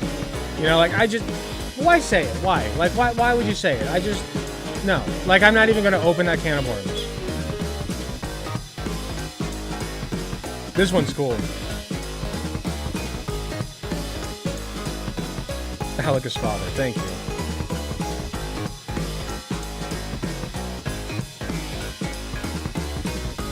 It's not about dating. It's about, okay, yes, I know it's about attraction. I know that I have the pass.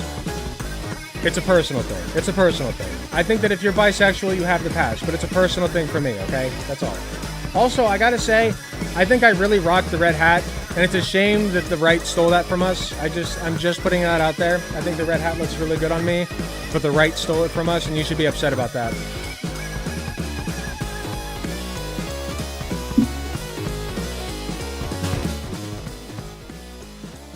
Okay, we gotta get started with the segment. Very good. I will definitely download the ones that do not have the slurs.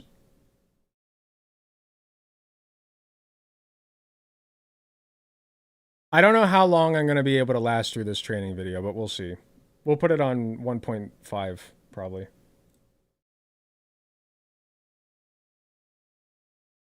So for those of you who have not been living under a rock, Project 2025 is a thing, and they recently had their training videos released.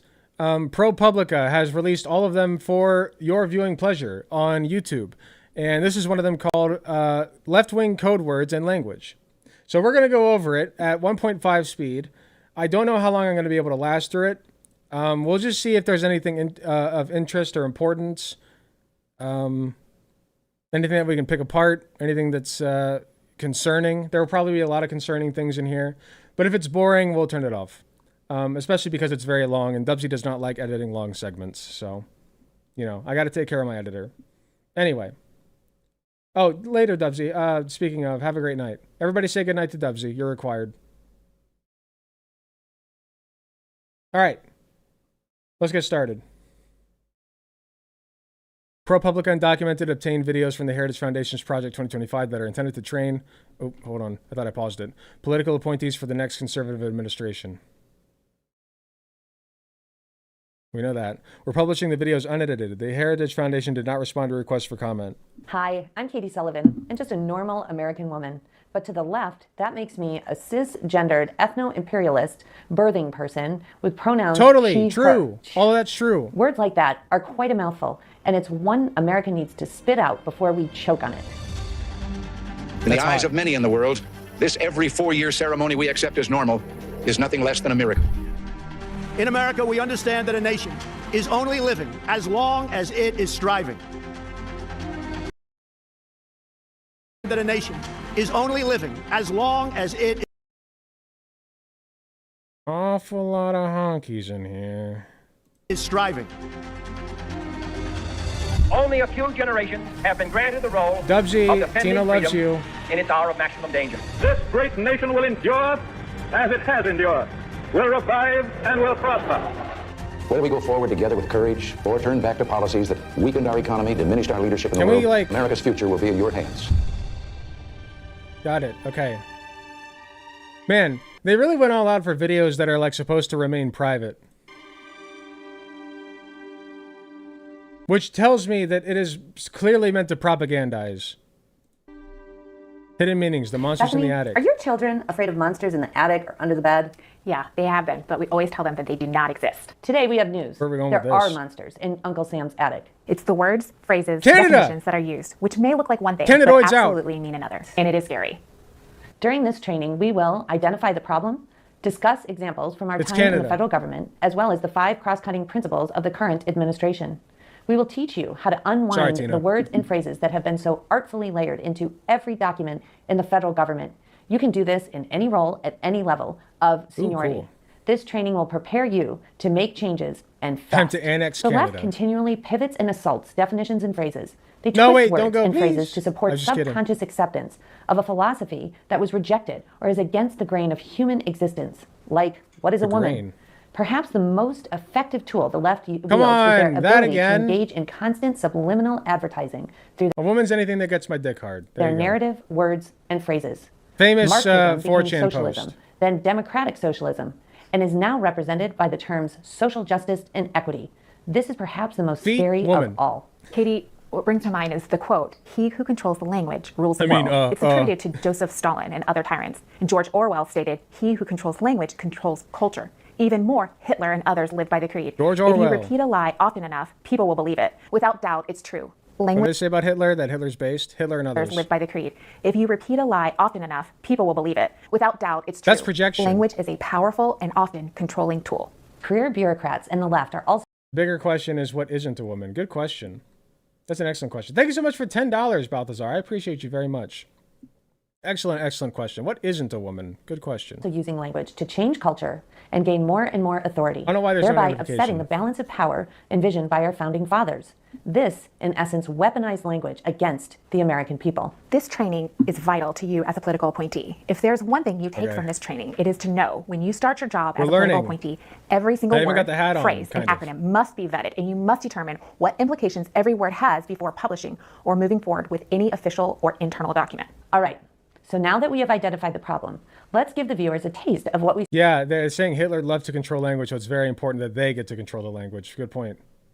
...saw in the Trump administration.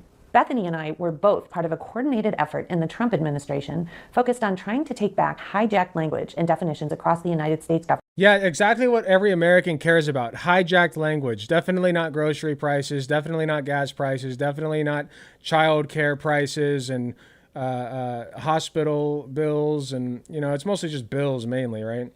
Like just being able to take care of your fucking self and your family. Yeah, hijacked language is what we need to focus on. Thank you, ladies. Thank you. And Very even cool. at our engagements in the United Nations.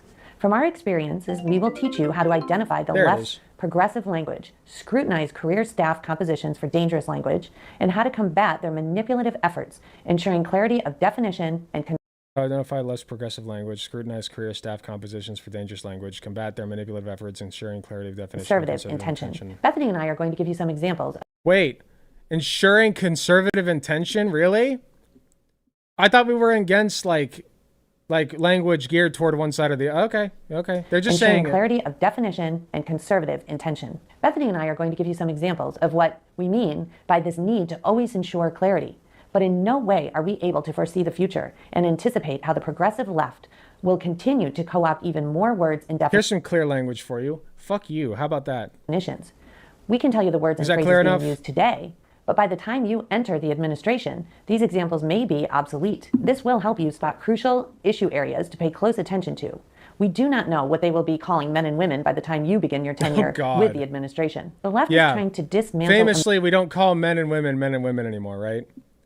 America and rebuild it in their own image by using the art of deception, and words and definitions are their weapon of choice. Remember, words change culture. Bethany, with your experience with both domestic and international policy issues, and in light of your role in leadership positions at USAID, can you walk us through some examples of how the left uses words, weaponizes They're woke liberals, and definitions? And if you could do that in a context of the cross-cutting issues that are identified in the mandate for leadership. Thank you very much, Sakatinoki, for the 5 gifted tier 1 subs. I'm sure it'll play in a second. Saying they're less useful than a dictionary. Yeah, I would agree with that. Thank you very much. And really, as we understand, the cross-cutting issues are identified because they are the pillars of the Biden administration. And so they've been layered into virtually every document in the federal government.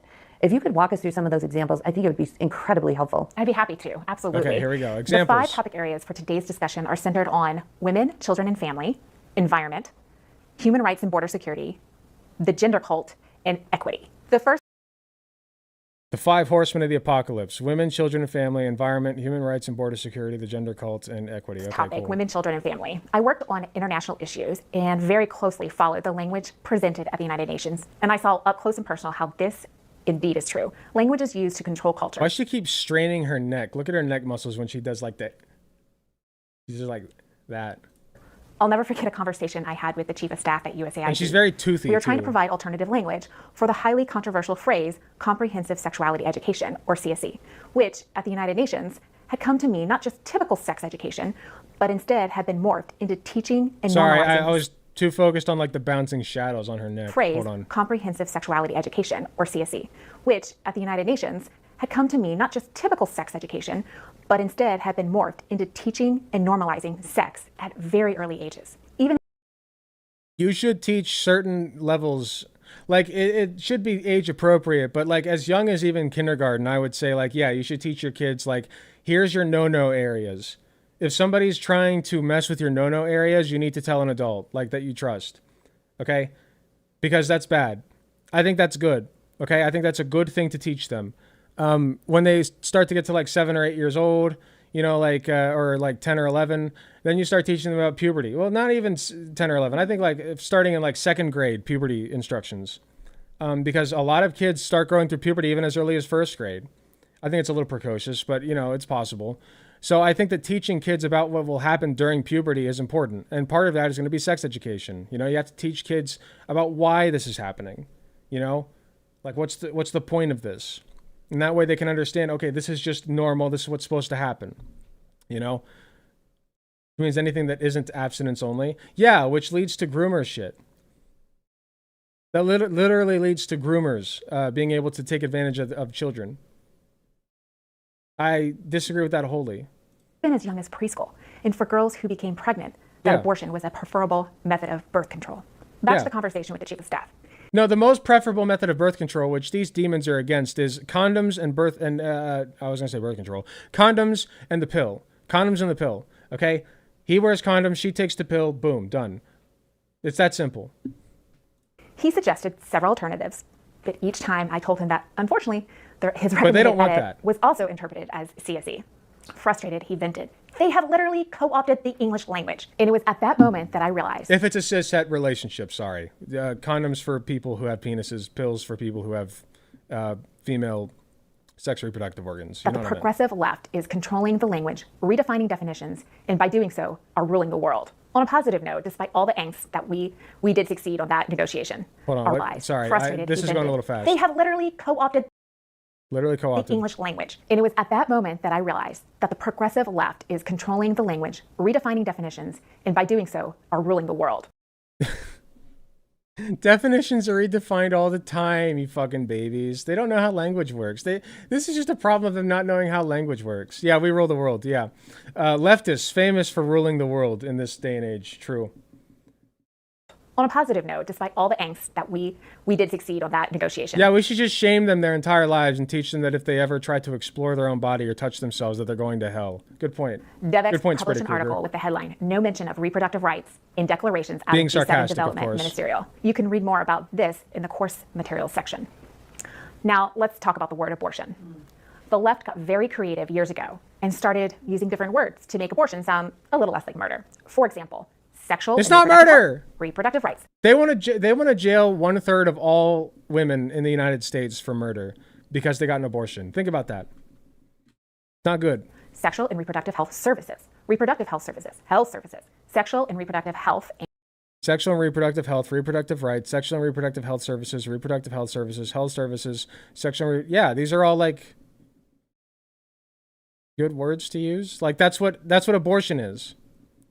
Sometimes you literally need an abortion to save your fucking life. Yeah, I think that's fine. Thank you, Sakatanuki, for another tier 5. Sorry, I always say that. For another tier 1 gifted subs, 5 of them. Wow, that's amazing. Despite 50 plus years of a head start, they still got usurped by a minority left group.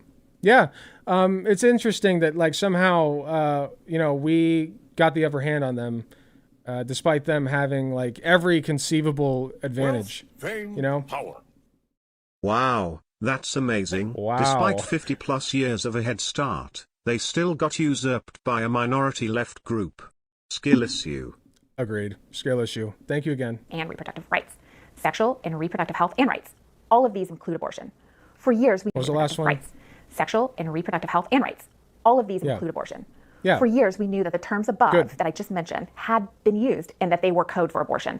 The left and the career bureaucrats I'm not going to get over her State neck. and USAID told us, oh, no. But then when I was negotiating with Canada for the G7 Development Ministerial, I said, well, can we just use these terms and add that does not include abortion? And their response was telling. They said, but it does include abortion. Yeah. Even with that in mind, yes, good. I had a difficult time convincing political appointees. Most Americans, even most conservatives, want abortion to some extent. Even the conservatives who say, yeah, we should have limits on it. They still want abortion. Yeah. That these terms were co-opted. Another example hits closer to home and highlights how imperative it is for political appointees to ensure definitions are correct and explicitly followed. If abortion is murder, then what do they call letting people die by not giving abortion? They call it an act of, excuse me, that too, but they call it an act of God, unironically. Like they just say, well, God decided that you don't live anymore, sweaty. You ever thought about that? So yeah, that's what they'd call it. 3 days after President Trump took office on January 20th, 2017, I'm not he trans. issued I can't a presidential comment on that. memorandum regarding the Mexico City policy. This became known as the Protecting Life and Global Health Assistance Policy, or the expanded Mexico City policy. When I arrived at USAID in June 2017, I was the first political appointee in a bureau outside the front office and the 6th political appointee in the building. Despite President Trump issuing a presidential memorandum at the very onset of his administration to immediately change course and to protect life, even months later, his guidance was ignored. I remember hearing careers refer to this policy and even seeing documents that referred to it as the global gag order. I immediately told the career staff that we do not refer to it as the global gag order, but instead appropriately as the Protecting Life and Global Health Assistance policy. To some, it may seem inconsequential, but it actually was completely undermining the president and the American people who had elected President Trump.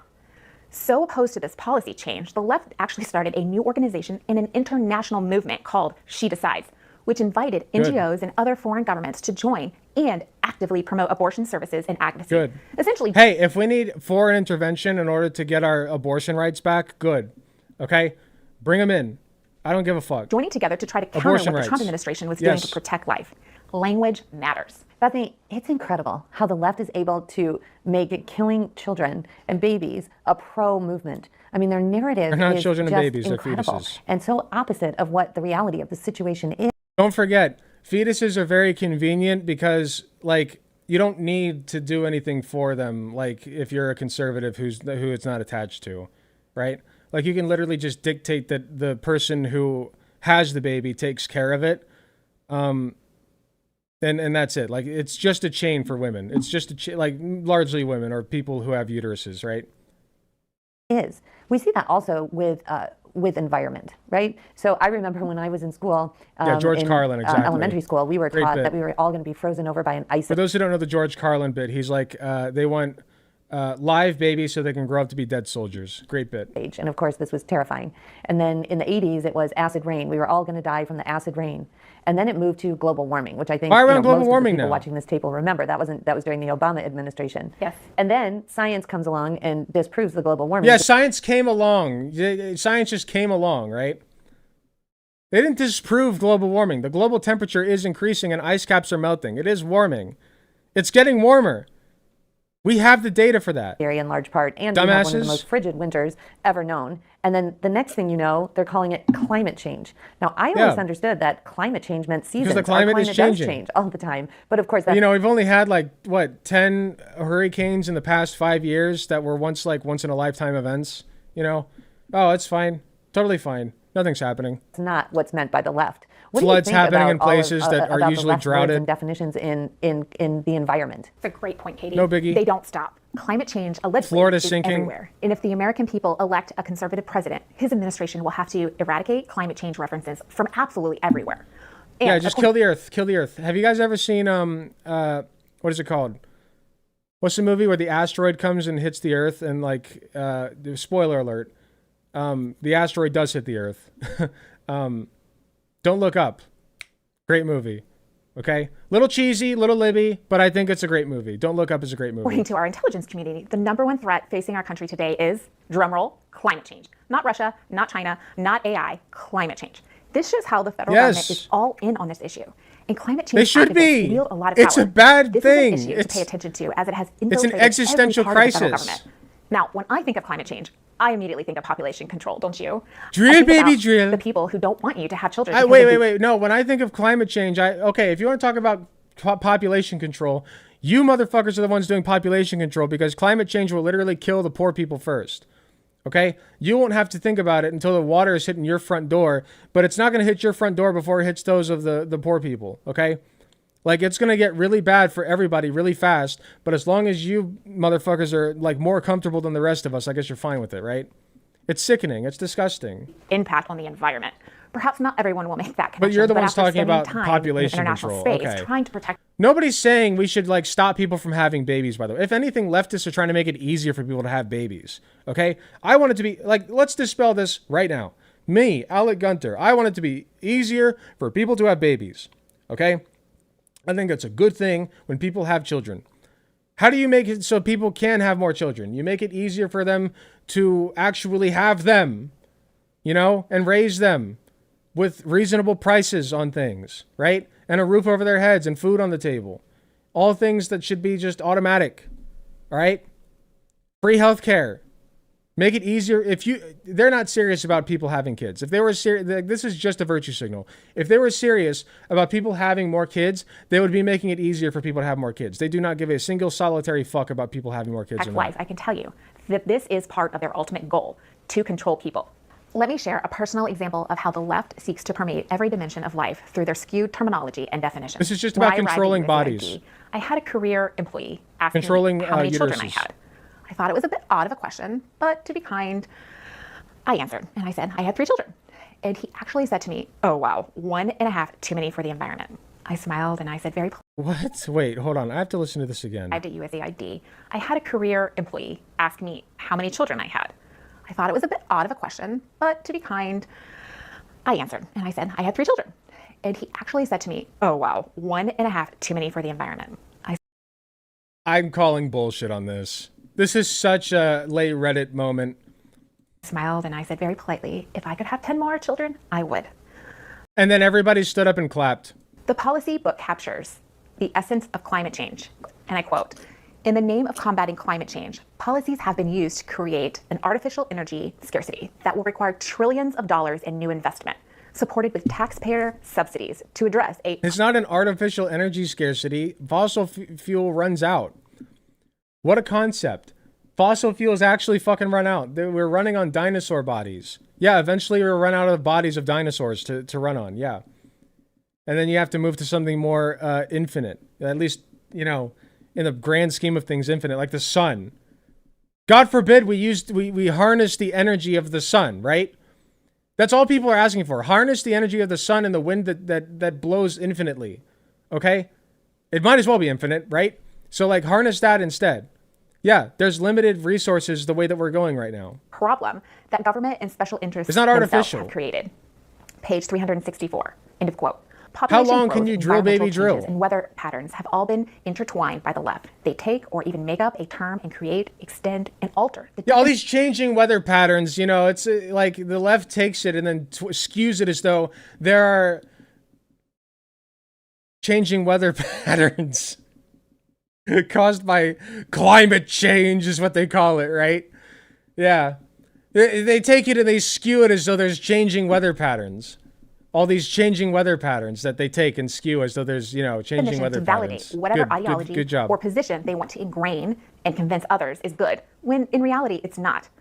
Often, as you just heard, they are simply not coherent. Nuclear power. Remember, our intelligence community identified climate change as the #1 threat to America. So even if you do not work at the Department of Energy, no matter where you work, because of the Biden administration's executive orders and policy priorities, you will have to look for climate change language. Well, thankfully, it won't be the Biden administration for too much longer. Get rid of it. Bethany, when you were talking about how the left... Kamala Harris coming in hot. Words and bring the whimsy back. Words when it comes to abortion, and that's something that, you know, political appointees in the next administration are going to have to really look at. This idea that it's a right. There's many phrases that include rights. You have the right over your own body. Where rights are used. Don't forget, these two probably have uteruses, if I had to guess. So we're fighting for their rights too. Okay? If they ever, God forbid, and I don't wish this upon anybody, but this is just a for instance. If these people ever were sexually assaulted and got impregnated as a result, I would want them to have access to an abortion. We're fighting for them too. You're all just like scraping and clawing and being like, no! Don't give me rights. I don't need them. No! Like, that's like, it's stupid. You're just fighting against your own rights. Stop this. Dipshits. As a catch-all, and they actually... I don't want rights over my own uterus. No! And in fact, number 3 is human rights. Human rights and border security. So, rights. The left is always coming up with new rights. In the Trump administration, we countered human rights with unalienable rights. The careers went absolutely... That's a good thing. You should want more rights. What are you talking about? The left is always coming up with more rights. Maybe we should be called the right. Because we're the ones always coming up with... Like, yes, you should want more rights. What are you talking about? I think even conservatives would be like, "What? Wait, no, more rights is a good thing." Like, we should, what? What about gun rights? You'll like that, right? Property rights? Like, there are rights that the conservatives like too. Right to work? You love that one. Crazy at USAID. But thankfully, President Trump had established a commission on unalienable rights at the State Department, and we would just point out parents' rights. Sadly, our founding documents were not sufficient, but thankfully the commission was. The Department of State's Commission on Unalienable Rights was charged with providing the U.S. government with advice on... No. I like gun rights too. Don't get me wrong. I just like conservatives usually are the ones who are like, I need my guns. I love my gun rights. So it's just weird that they would take that line. It's human odd. Rights grounded in our nation's founding principles and the principles of the 1948 Universal Declaration of Human Rights. Now, I'm going to turn over border security to you, Katie, as it deals with I don't know what that entails. And we all know that border security is a major issue, and the differences between a conservative presidency and administration and the current administration couldn't be more stark than in this area. I got news for you. If there are people like crossing death traps with their babies in order to get into the country, it's not because they're barbarians. It's not because they're like dumbasses. It's because the circumstances in their own place are so fucking abhorrent that they would risk life and limb of both of themselves and like they've weighed the odds and they've decided that it is more worth it to try to get their baby underneath a fucking barbed wire to get them into the United States, which you claim is the greatest country on the fucking planet. All right? So that their baby can have a better opportunity, a better life. And you're telling them they can't. You're telling them like you go back to your own country. You can't say that this is the greatest country on earth and then be surprised when people try to get here, risking life and limb of both themselves and their children to get here. Like, you can't be surprised. Make it easier for them to come in. That's working bodies. Even just from a non-humanitarian perspective, that's working bodies. That's resources. That's capital. What? Bring them in. What are you talking about? Let them come in. Yeah. So getting the words very precise and correct is crucial. The left has co-opted language and definitions as it relates to immigration. Illegal immigration is one of the most devastating challenges America faces today, particularly when you factor in all of the secondary costs and effects of illegal immigration, including like the only study. Let me see if I can find this study. Study illegal immigration crime. New research on illegal immigration and crime by Alex Nero-Westa. What's this from? The Cato Institute.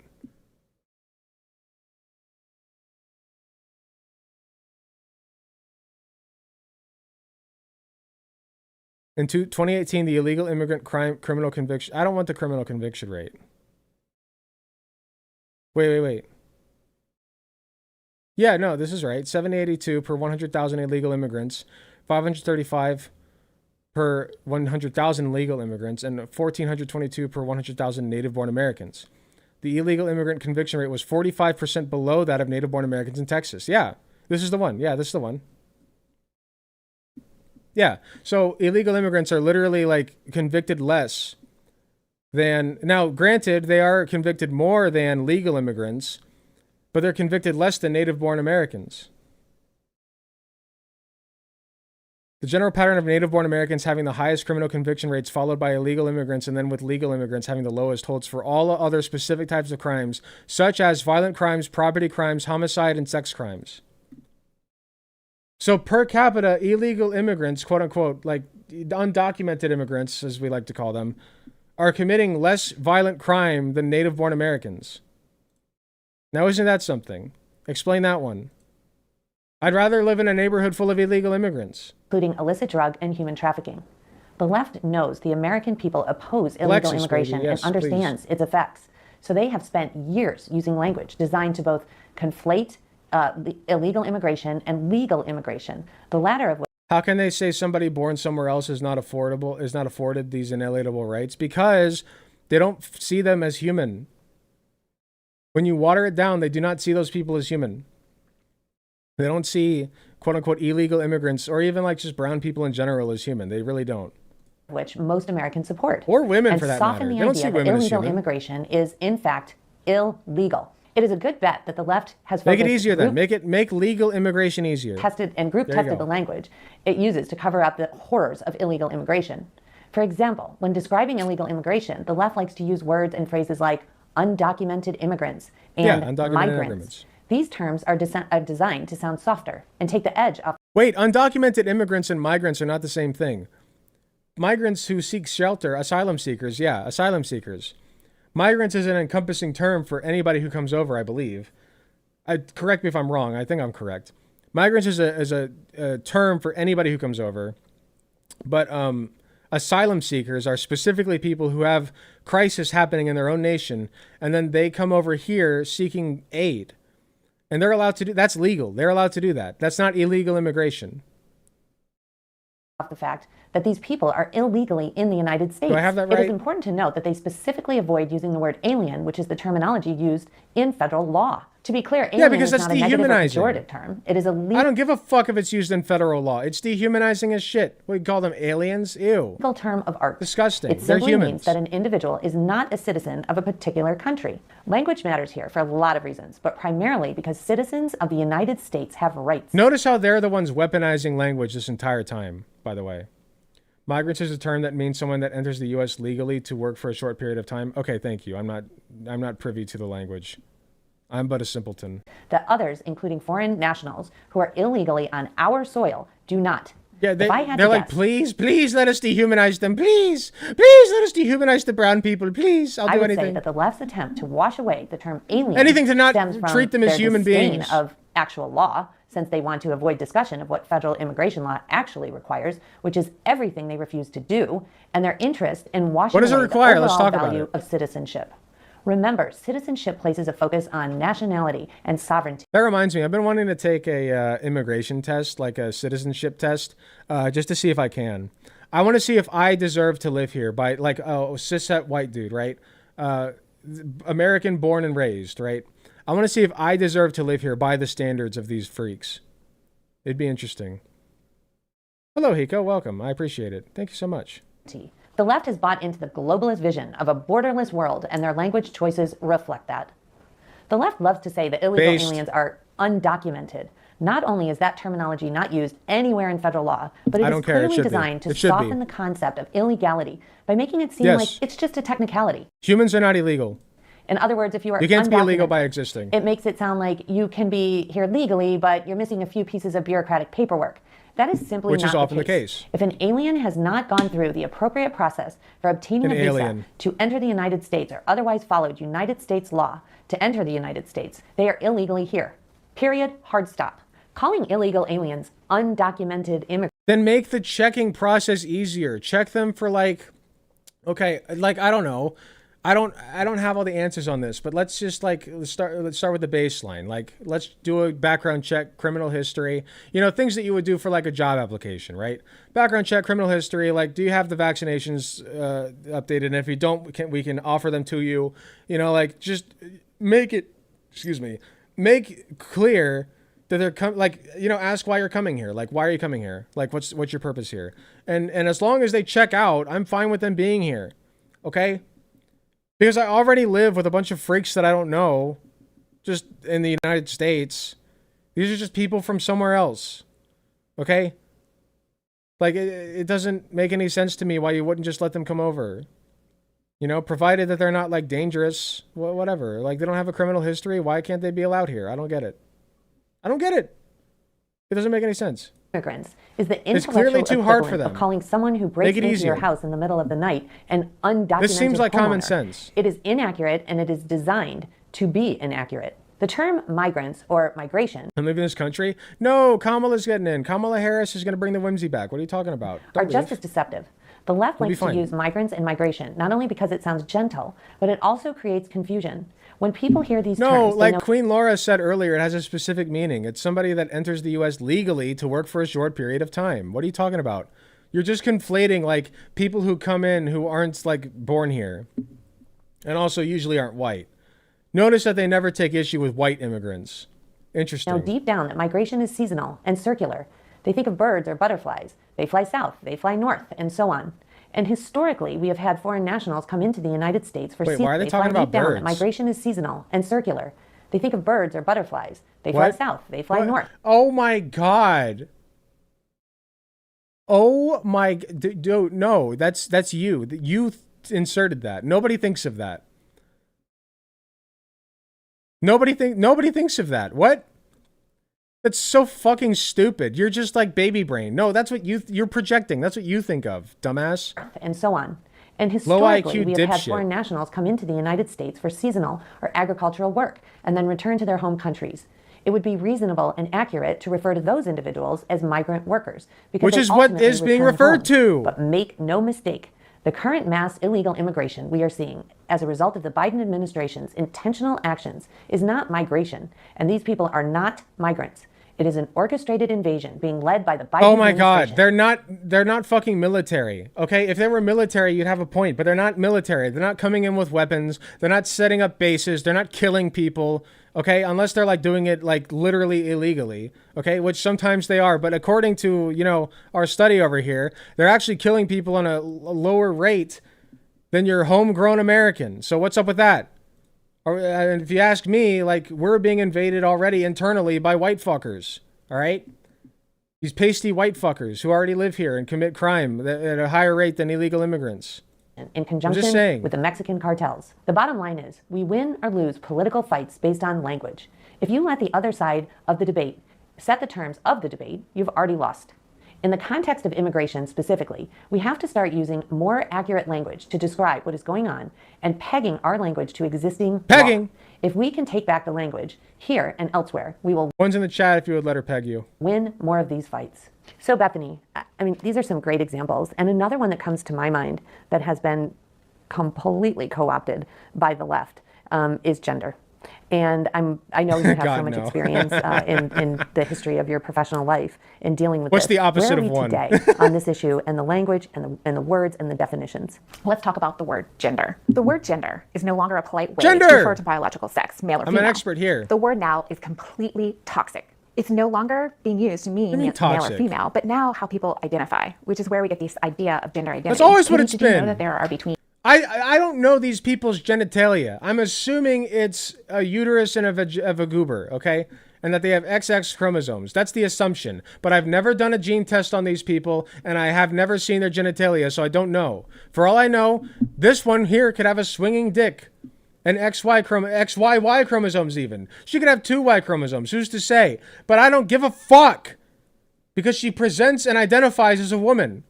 Okay? I don't go and check dicks before I gender somebody. That's weird. That's weird behavior. You're weird.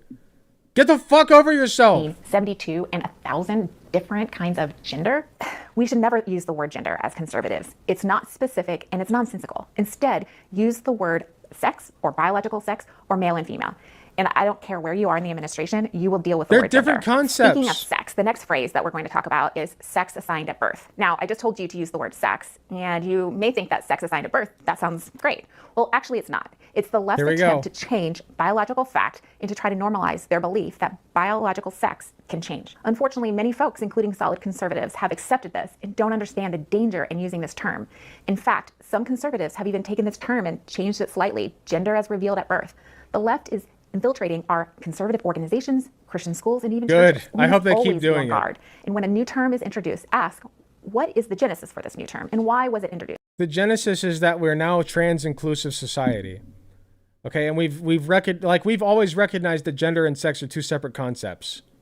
That's always been a thing. So like, yeah, there's gender, which includes like how you present yourself and your typical role in society.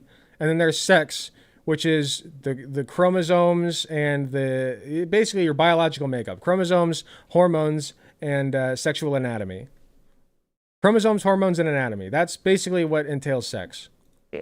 If you see the term sex assigned at birth, delete it and replace it with biological sex. The next issue under gender is pronouns. Don't fall into the progressive left's trap in regard to pronouns. Pronouns! Don't use them in email signature blocks. Oh, on no. LinkedIn, and absolutely Not the thing I do learned not in ask second people grade. what their pronouns are on your first day on the job. When I was at USAID, managers were giving training and were told that when they have new Here,